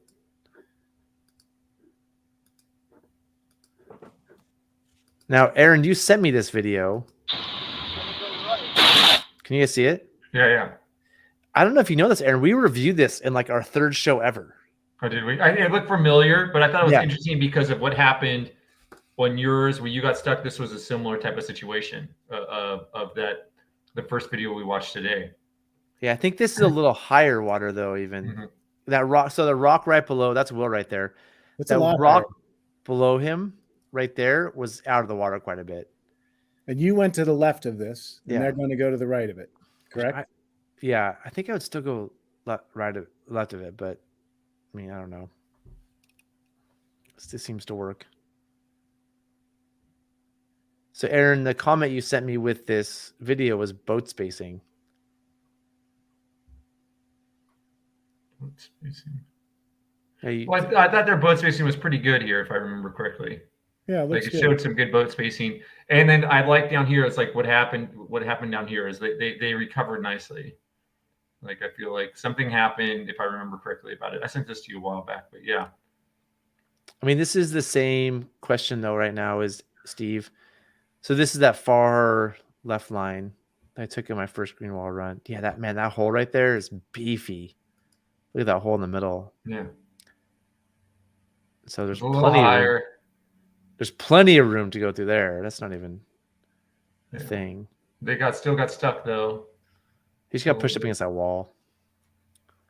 Yeah. But I mean, hold on, I'm gonna pause here for a second before I get to this. The question you had for me, Steve, is why did the cat boat not go first? So I think this is the same thing. Is like Will knows the river the best, and so Will went first. But having a passenger in the lead boat is scary to me, because if you have a problem, that's two people in the water. Looking as far downstream in this view right now as you can, at high water, that's the scariest spot on this river. Yeah. Is if you go past that safety eddy at the bottom of this rapid, man, Yeah. that is fast through there, man. You are going to, that's a separation point that, like, last chance. I mean, this is something I think about when it's this flow, when it's high water. You have to kind of run as a team. You can't just put throw bags down there, right? Like if a boat flips, a throw bag is not going to solve that problem. So you're pulling swimmers out, or you're trying to pull swimmers out. I know that's what makes it. That's what makes 2,500 or 2,000 or whatever. That to me is why it's high water is no joke on the Illinois. But I mean, what would you do here, Steve? Because would you run all the boats? I had this debate when we ran our trip, the first trip. I'm like, God, I'm tempted to run us all together, because if I flip in the lead, that boat's just gone. Yeah, like there's no saving. Like boat number 2 probably isn't going to catch it, and boat number 2 probably shouldn't blindly go downstream, right? So, would you rather just run everybody like in a row, and then deal with the mess at the bottom? Because that's the funny, like, yeah, you run 2 boats, and like, let's just say that, like, when we ran together, Zach, like, let's say your boat flips first, and I'm chasing you down, and the rest of them are okay. What do we do now? They're going down around the corner. Okay. They don't have safety. Yeah. Like if you follow me, then there's 2 more boats with no safety around them. That's a really good point. I think all of you together is what you'd have to do. Like, we're all going to go. We're watching out for each other. Yeah. And then like the first, like, but then like, happened, but then like in here, people get hung up and stuff happens, and then people got to eddy out, and it gets tricky. And if we had done that my first run where I got stuck, that would be a mess. there would have been a massive pileup. Yeah. Can't you catch that eddy above this and stop? Yeah, I mean, you can see that they do. That's exactly what they do. Well, like at least a raft kind of can. I mean, this cat boat can. Yeah. But if you're in a heavy 16, it's hard. Man, that left side is awful. If he went left of that rock, it's a dead end down there. Like this, the second boat probably can't catch the eddy, right? Like it's just a little bit too heavy. So he kind of has to go. And this is the hard part about tight boat spacing, right? It's like, yeah, totally. Sometimes you got to deal with that. And they're doing a great job. That's what I love. This video is great. Like this is reality, and they're managing it. And that's Will pulling out right now. Yep, he's like, all right, there's room for me. Here's waiting. And he waited, like he paused there. So it wasn't like he just went out. He waited, and then now he's passed. And then he didn't wait too long. Yeah, no, it's boats. That's the boat space. And I thought it was just incredible in this.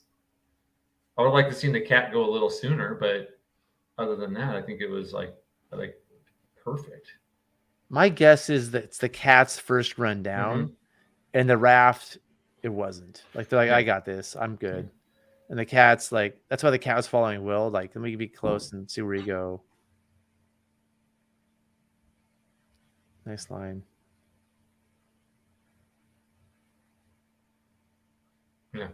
Yeah. I thought it was like really good team effort through there. Like it was fun to watch that. All right, let's catch up with. Seems like. Yeah, I've never done Selway. I'm doing my first Selway trip this summer. Awesome. Who are you doing with? With Doug's company. What's that company called again? Selway River Adventures or something? Yeah. Doug Proctor's company, yeah. But Aaron, I've seen Steve's run the Selway a lot too. Yeah. Oh yeah, well yeah, Steve definitely, yeah. I've only done it twice. Really? Oh man. Yeah. You ran Arter for 35 years. You could have gone every year, and you're like, nope. I'm gonna do the South Fork and the Rogue, and I'm gonna. Wait, and Steve, one of the times you ran it was before you were. Yeah, it was my first river trip I ever went on. Wow. Yeah. You did not take advantage of the system, Steve. No, I got to call Doug Proctor now to get on another Selway trip. Oh man, we should do one together. But that's funny. This comment came up because I was thinking about this on the Illinois last week. I'm like, the Selway can't be better than this. It's not better. You've done the Selway and the Illinois bunch. The Selway is not better than the Illinois, but the Illinois is not better than the Selway. Which one's harder?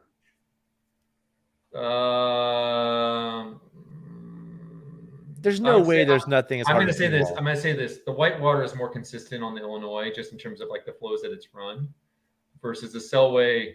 When the Selway gets high, it gets hard and scary. Well, so is the Illinois. Yeah, but you don't run it that high. Like you run the Selway, you'll run the Selway up a lot higher than you run the Illinois. So I'll say, Steve, what do you think?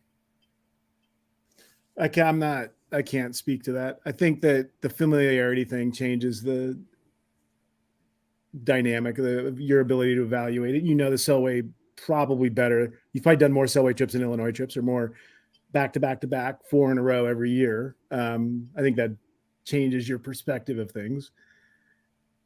And the water levels change on both rivers. It's a much bigger range on the Selway than on the Illinois, like much bigger. Yeah, I don't know. No, I think they're very different, and it's hard to compare them. And I'll say, like, I think they're both incredible. And if you get a chance to do either, like, yeah, like I would love to, there was these years I'd be like, okay, if I get to do the Illinois, if I get to do Selway and Cherry Creek in a year in the Grand Canyon, I'm like, those 4 were the 4 like my, but then all of a sudden like you're like, oh, North Fork of the American. If I get on that too, the North Fork is like this quiet little place. It's just incredibly beautiful. It's like, is the Illinois prettier than the North Fork of the American? No. So that's, and like, I don't put it in the same category, not where near, but I think that's the amazing thing. There's so many incredible little rivers out there. Having said that, yeah, the Illinois is I'd say in the same conversation with the Selway. It should be. I would just put it that way. Like in terms of the remoteness, the uniqueness, the wilderness experience, I think you see more cool wildlife on the Selway than you see on the Illinois. Like you'll see the bear occasionally, but you don't see as much. Like, and I've spent more time on the Selway, but not much more. But I've seen wolves and moose, and just like mountain lions swimming across the river on the Selway, just crazy stuff on the Selway. So the wildlife scenes over the years have been pretty incredible. That's not in every trip event, though. It's not like on the road where you see bears every trip and you see all this wildlife. It's more skittish. So. Zach, it'll be really fun to hear from you after your Selway trip. You did 3 Illinois trips this spring. Mm-hmm. Yeah, and then you do a Selway trip. You'll be able to make that comparison. Assuming Selway should be at a decent flow. I mean, it's their first trip of the year, and the snowpack just keeps going up. Really? I mean, we should bring up the Sam at the snowpack in Idaho here. Let me pull it up. It's because it's still cold. It's not even above freezing in Stanley right now. Let me pull it up here. Yeah, Zach, you'll find the Selway is more developed in Illinois. You've got these huge bridges across. You've got these these landed holdings in there, and so it's not as untrammeled as Illinois is, and isn't as remote in that way. Mm-hmm. But our last 2 Illinois trips, we didn't see another person. Yeah, our first trip we saw 5 kayakers. Our last 2, nobody on trail. Whoa! The whole time. Wow. That's what I'm saying. Wow. Holy cow. And so what happened, this is the Middle Fork. I'll show you the Middle Fork snowpack. I can't read those numbers, but is that 150? 155. So here, what happened was it's not melting. It melted now, but normally it's melting much faster. And so this is the Middle Fork. And so right now the projected flows, we have a trip. It shows, early June it getting to like probably 6 feet, but potentially higher, depending how it melts. In Idaho, I mean, the Selway snowpack isn't that clear water. We can look at it if we wanted to. The Hawaii's 350% of normal, which is insane. For this, but you have to remember 350% of normal for this time of year. Yeah. Normal which is like by this time of year, the Oahe would be like all the snow would be gone. It's dry. So there's normally like a 1/4 inch of snow, and there just happens to be 3 inches. So yeah, exactly. But I mean, that snowpack in Idaho has definitely shot up over the past few weeks, so it'll be exciting. But Jordaddy asked, what are some of your favorite camps around 4 feet on this is the Selway? Oh yeah, on the Selway, I would just say you want to camp in the Tony Point area and just regroup there. And if you're at 4 feet, go down and take a look. If you haven't been down there, go. Particularly double drop. That's what messes everyone up. I'd say, that's where the problem is lying. People lose their boats and they go 20 miles downstream. So I would be careful of that. So yeah, that area, the Tony Point area is fabulous. Aaron, what's the campsite called where Doug Timms used to do his second layover night? Oh, Pin Shot. That was I've never camped there, but that was cool. That's a really cool top. Pin Shot's a cool camp. I like saying Upper Pin No is great. Is that the same thing? Hold on, show. Is this the one? Pin Shot. Yeah, I'm guessing that's what they're talking about. Pin Shot, but it's not spelled like that. Is it Pinch? It's the guy who was the first head of the Forest Service. Pinchot. Yeah. And then what's the other one where it's got the island going on? Tango Bar is a great camp too. That's really fun, particularly at high water, because then you're like this island and the water's flowing around you. That's a really fun camp. Lower down. It's great. Yeah, I got to figure a way to get myself on one of those high water trips. I haven't been on high water so in years. So, I mean, it's probably gonna be high on the trip we go on. You're late enough though. It won't be. It's like bad. June 25th or something. Yeah, June 27th. Yeah. So this is what I don't understand. It's only because it's a late runoff. That total. It'd be interesting to look at the total precipitation for the year. Yeah, I mean it's below average total precipitation, but I think in terms of running rivers, rivers gonna be high. So I mean I can see how it's still a drought because it's not the total precipitation came in, but how it affects us boating wise. Like we're gonna see some high water early June and through the summer, which is great. Yeah, that's always fun, huh? But if you look at the Northern Idaho snowpack, I use a different one than you do, Zach. It'll tell you I water use- year-to-date precipitation. Yeah, I mean, year-to-date precipitation is good though. It's over 100%. It's 100% for it's over 100% everywhere. you look at this Spokane one, right? drainage, Selway. Hold on, I'm looking different. Yeah, that one. The far right column. I mean, this is what I use for making decisions. So it's still 110% of normal in the Selway. Yeah. And So then- so it's not a drought year. This is not And a or drought some it's year. 106%. So the salmon's 101%. Yeah. So we have pretty much average precipitation for the year. Just it came late. Yeah, it's funny how this is average. Yeah, I haven't looked at this in a while. Yeah. I mean, I'm not looking at this 99 number anymore. I'm looking at what it is right now. Yeah. Because that if all I care about is like, do I need to cancel trips in early June? Yeah. Like, or do I need to like put my big boy pants on and go do some push-ups for those high water trips? Like, how many push-ups do I need to do? So you're saying normal precip late spring. That's what that's telling you. Then when the right hand number is lower than the left hand number. Because the right hand number, if you look at the top, it's like annual, year-to-date precipitation. So it's a percentage of median for the year, and this is like current snow water equivalent in the snow. Late spring. So I mean, but I think a drought. I mean, I'm not an expert in climatology, but I think a drought, definition of drought is not just over 1 year. Yeah. Like this year's not making up for all the bad years we've had. Yeah. Like the ground is dry and it's soaking in. That's my guess. I don't know. Good point. If the normal snowpack, but yeah, exactly. Yeah. Well, it's not how deep the snow is. It's snow water equivalent. Yeah. I mean, so it's like but it's the same idea. It's like not all if normal is compacted as much. Like if normal is 1 inch of snow and there's 2 inches of snow, you're 200%, but 2 inches of snow is not that much more than 1 inch. So like, but also we have to be careful and just, I think, take a step back and remember, like 1 inch of snow in Colorado is different than 1 inch of snow in the Sierra. Like 1 inch of snow in the Sierra has way more water content than 1 inch of snow does in Colorado in general, because it's so much warmer snow and there's just the water. Yeah. I mean, so we're all making generalizations here. Yeah, but Andrew's got the right premise, but just so everyone else listening understands, there's that subtle difference in snow. There's a lot of math here that can make things confusing. Like we can probably find somewhere here that's like 20,000% of normal because of just the math is weird. All of those are snow water equivalents. They're not snow depths. Yeah, it's like on this chart. Whereas if you look at a SNOTEL thing, it is oftentimes snow depth, and not water content. But those are all, they don't know that snow water content. They're guessing. Yeah, they're guessing. They might know. They might have gauges out there there's probably a gauge at Schwartz Lake, for example, here that says like.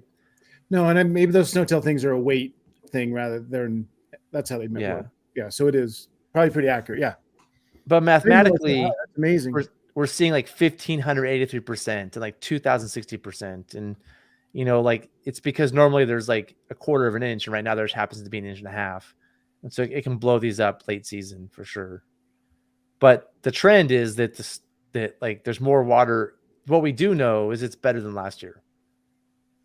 Maybe better than any of the last 5 years. Yeah. Right? Like it's going to, and so we're used to it this time of year being like 3.5 feet.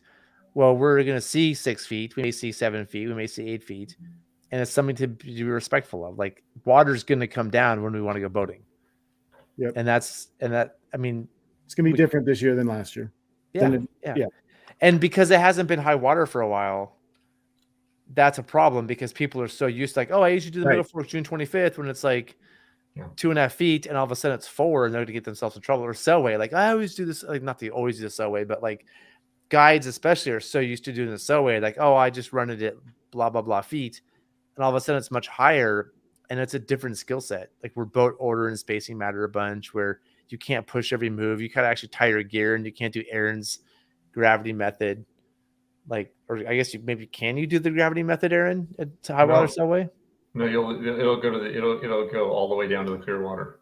No breakaway method. No breakaway technique on that river. Yeah. I mean, Middle Fork, like at 6 feet, you're not breaking away. So I feel like every time we have like 4 or 5 years of low water on the Tuolumne too, right? Like when the Tuolumne is low water for 5 years, the first year it gets to 8,000, lots of flips. Yep. Because that institutional knowledge of how to run high water goes away, and the respect for the high water. Yeah, that's definitely a problem that you see is like when there hasn't been high water for a few years in a row. Yep. Thanks, Denise. Yeah, later, Denise. I did not say there'd be no math, Noel. I just said there'd be no education. You have to understand math is entertainment, isn't it? You have to understand, Noel. This is Aaron and I love math. Steve might even like math. No. Like math for us is entertainment. Take home stories, delayed peak discharge. Yeah, yep. And colder normal weather. And one big difference is the past few years we've had dry springs. We're actually getting precipitation in the spring right now, which it hasn't happened in a while. So it's a normal spring plus colder weather. Goodbye water day so far. Yeah. I mean, the big issue, are we still looking at this? Is what was that comment again? Oh yeah, this is the big issue right here. Is even though we have all the snowpack, so if you look at this graph, these dotted lines, this is average runoff right here. And so it's right now we were right slightly above average runoff with a higher than average snow water, and we're going to be really low runoff. This is the forecast trend, at least for a few days. So like water should be coming off in May, and it's not. Mm-hmm. Yeah, that's always been the problem on the SOA too, is the years where the water doesn't come off early. Yep. Or when it does come off, that whatever happens in May, if it's cold in May, and are you gaining snow in May or are you losing snow in May? Yeah. So you mathematicians, doesn't the area below the average line, below the dotted line, eventually have to equal the area above the dotted line? Well, the dotted line's average. This year we're above average right now. The dotted line's moving. But Steve, you're right in general. If it was an average year, see from that there's a huge chunk of water. The inverse of that dip has to show up. Yeah, exactly. Somewhere in the future. Yeah, that's scary. Yeah. So I like to say it's exciting personally. Well, if you're a business person, it's scary. Yeah. Because one, you could be running a dangerous trip, and two, you could be canceling trips, which financially is scary. Yeah.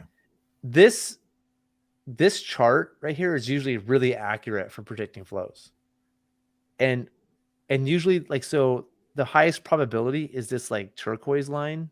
Oh, like this line is about in here is like the highest probability. Mm-hmm. So this is telling me the highest it's probably going to get is 6 feet. I don't believe that. Like this is usually pretty accurate, but the model this year is messed up. It could be because it's colder and in this forecast to continue to be colder. And so it's just not a normal spring, and maybe it'll switch all of a sudden and it'll get hot. But this forecast has been super accurate, though. The other years I've used it, and it's been the most accurate. Usually I forecast like this forecast to me is garbage. It's just like a general trend, although it's following it. I usually don't follow this one, but this one has usually been really good. But with what's happening now, and Steve, your point is really good. Like this same area has to pop above. And so like if it's 5 feet minus, what is this? 3.5 feet, that's 1.5 feet. That's not that much. I mean, we're probably going to get that a bump up, which will get us a 6.5 at some point. So I don't know. We'll see what happens. Yeah. I think the other thing when we talk about this stuff is like, where is the snow? Because like sometimes you'll have a lot, like the storms will be warm storms, but there'll be a lot of snow up high, and that high snow comes up different than if there's snow like, if you got snow spread out over more of the mountain and it's melting, it's all going to melt down at once. But if it's like deeper up higher, does that make sense? You can have the same amount of snow, right? You can have, but it's how it's spread out too on the mountain. It depends how cold the storms are when they come in, where most of that snow is lying. Because some years you get like this nice smoother curve because all the snow's up high, so it doesn't start running up soon early and just kind of runs all summer, and you get this great nice long runoff because of the snow's all up high. Versus if it's just like one warm storm that came through and dumped snow all evenly up and down the mountain, that snow comes off a lot quicker. Excuse me, when cold storm comes in and cold storm dumps snow all the way up and down. It's just really complicated. Yeah. It's just like none of us really know what's going to happen. It's just complicated, and we have a general. It's going to be high. That's all we know. It's not going to be low. Yeah. There's still water that's going to come down. And like, I just feel like this has happened so many times. In this first year of high water that happens unexpectedly, a lot of bad stuff happens out there. Mm-hmm. That's what I'm worried about. Do you guys want to finish up with going back to favorite river meals and close this one down? Yeah, let's do it. Yeah. Right. So we're going back to the beginning here. What are some of your guys' favorite meals from multi-day river trips?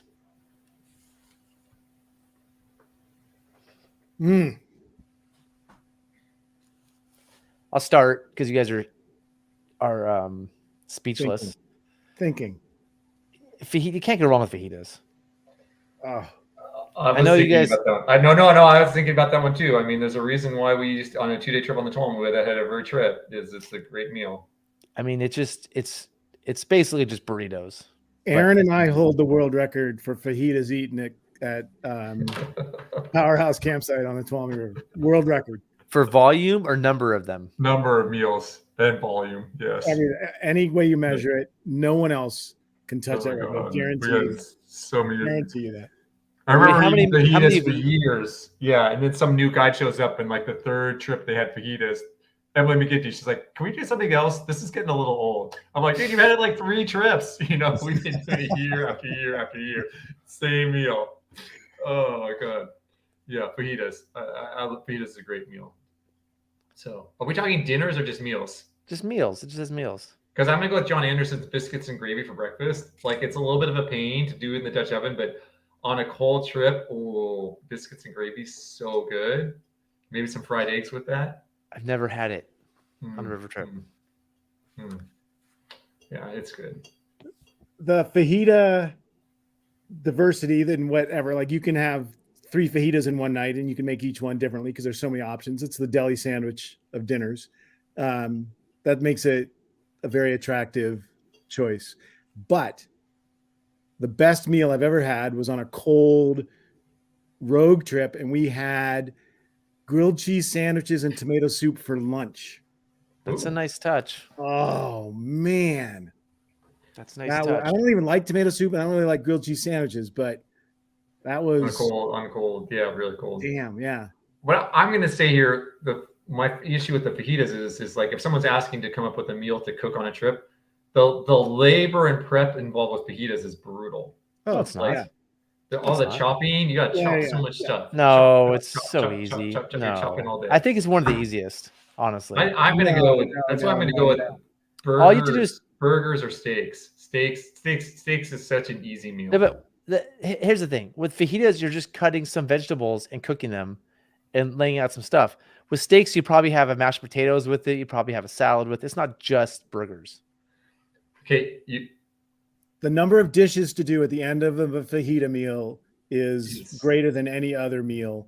Yeah, and you gotta chop a lot of stuff. You gotta chop lettuce. You gotta chop tomatoes. You gotta cut up. No, you stop doing lettuce. You don't need lettuce for fajitas. What do you do? Zach's fajitas. Here's some tortillas. Do you heat up the tortillas too? Then you got to heat up the tortillas. We usually do, but I just made fajitas a couple nights ago on the river.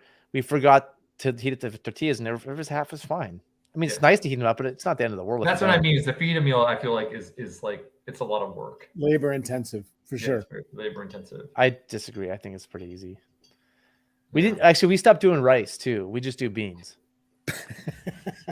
If you don't do rice and you don't do lettuce, what do you do? Cheese? We do cheese, but it's already grated. It's pre-grated. Okay.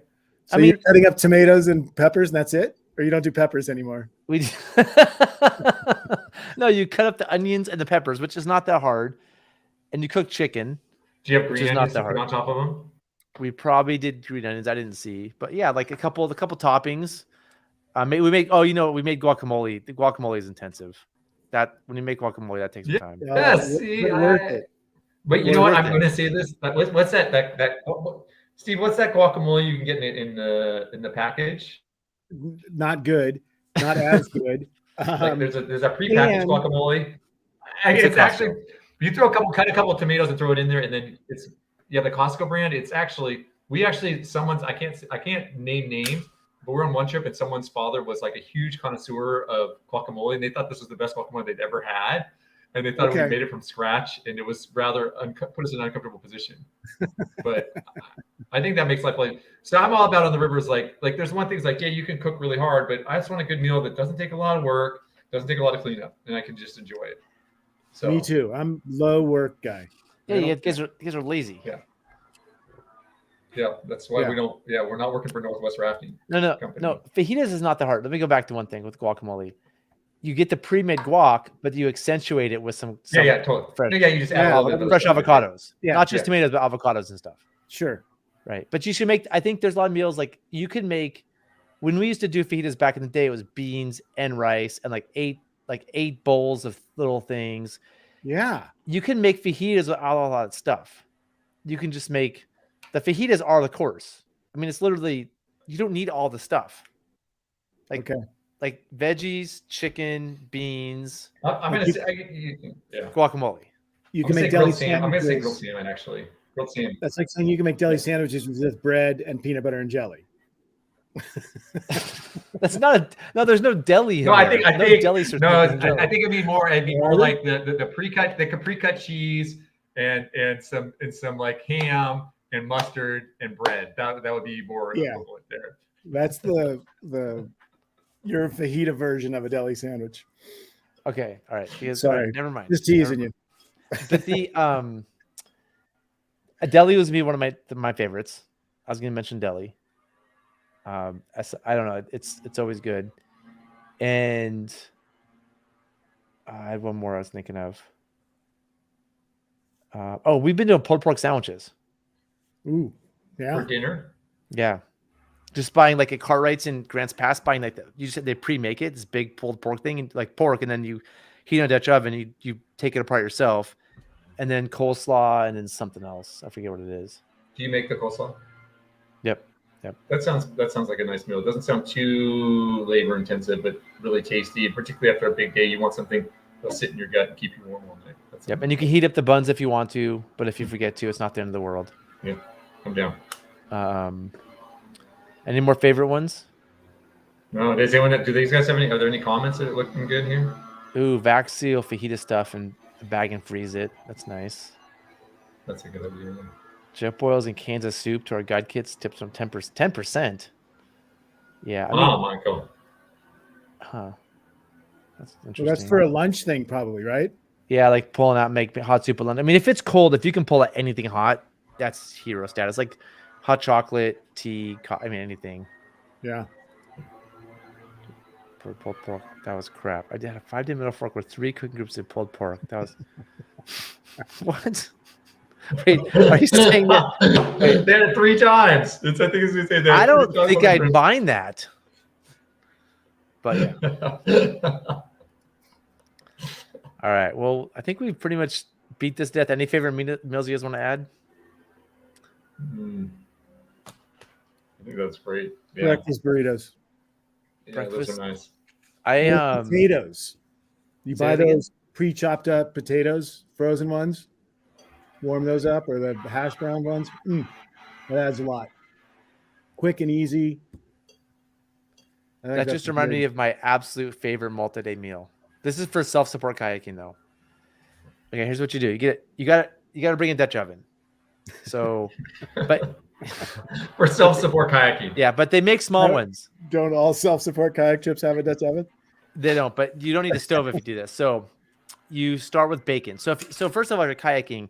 A package of bacon can just go in the back of your kayak. It doesn't need to go in a dry bag. So you take a couple packages of bacon, put the bacon in the back of your kayak, pull it out, cook it in the Dutch oven. So you're making bacon. You have bacon to eat. You eat bacon, right? Then you take a duck. And so the duck is the same thing. The duck came in a bag. You could just shove it in the back of your kayak. It doesn't need to go in a dry bag. Again, so it's very space efficient. Cook the duck in bacon grease. Mm. And then eat duck cooked in bacon grease. Right. And then you have this Dutch oven of bacon fat and duck fat. Right. Then you take French fries and throw them in that and make French fries and soak up all that bacon grease and duck fat.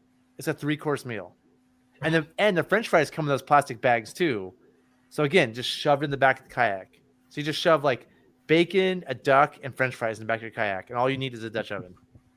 Do you even need a Dutch oven? Can't you just put your pot on the fire and do it in a pot? Can you cook bacon in a pot? Why not? I don't think it's not a good idea. And when we have the duck, I mean, sure, can you fit the duck in a pot? It's a duck. It's like, Aaron, it's like this big. It's a duck. If you have a pot that can fit a duck, sure. A Dutch oven in the back of your kayak sounds like a bad idea on numerous levels. Why?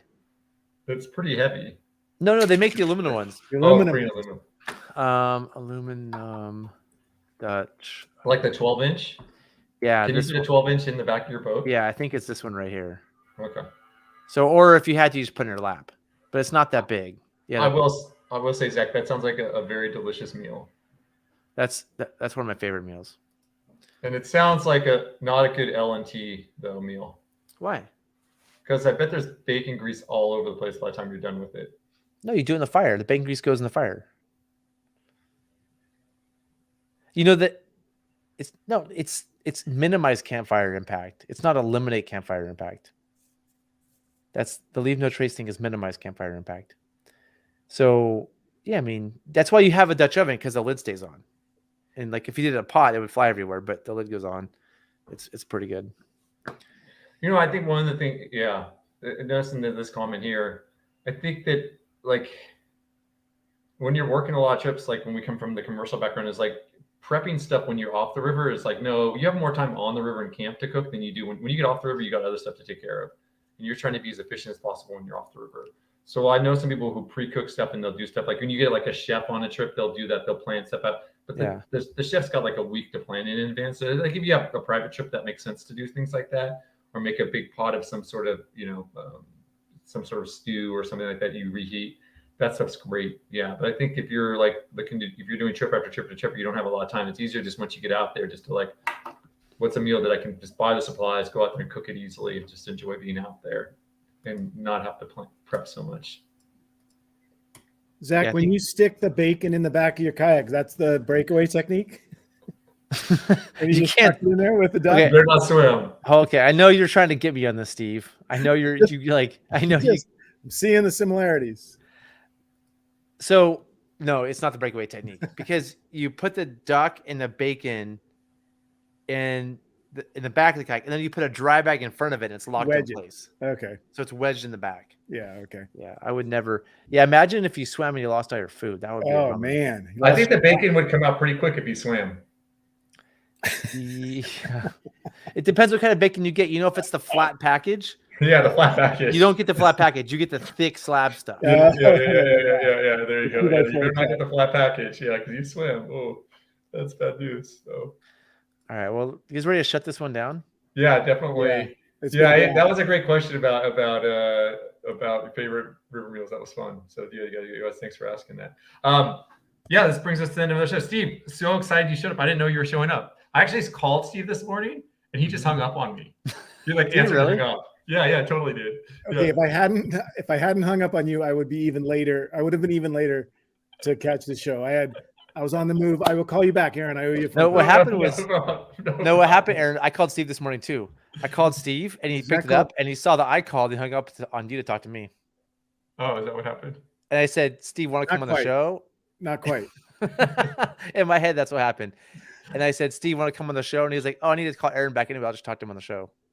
Thanks. Yeah. So it all came back together. Yeah, I'm sure. No, anyways, but Steve, thanks for joining us. It's a pleasure. It's good to see you. It's been a long time. So, is that a new ring, by the way? What's that ring you got there, Steve? Long story. I'm married. I've always been married. But, yeah, I have a ring now. After 35 years of marriage, I decided I should wear a wedding ring. Wow. Okay.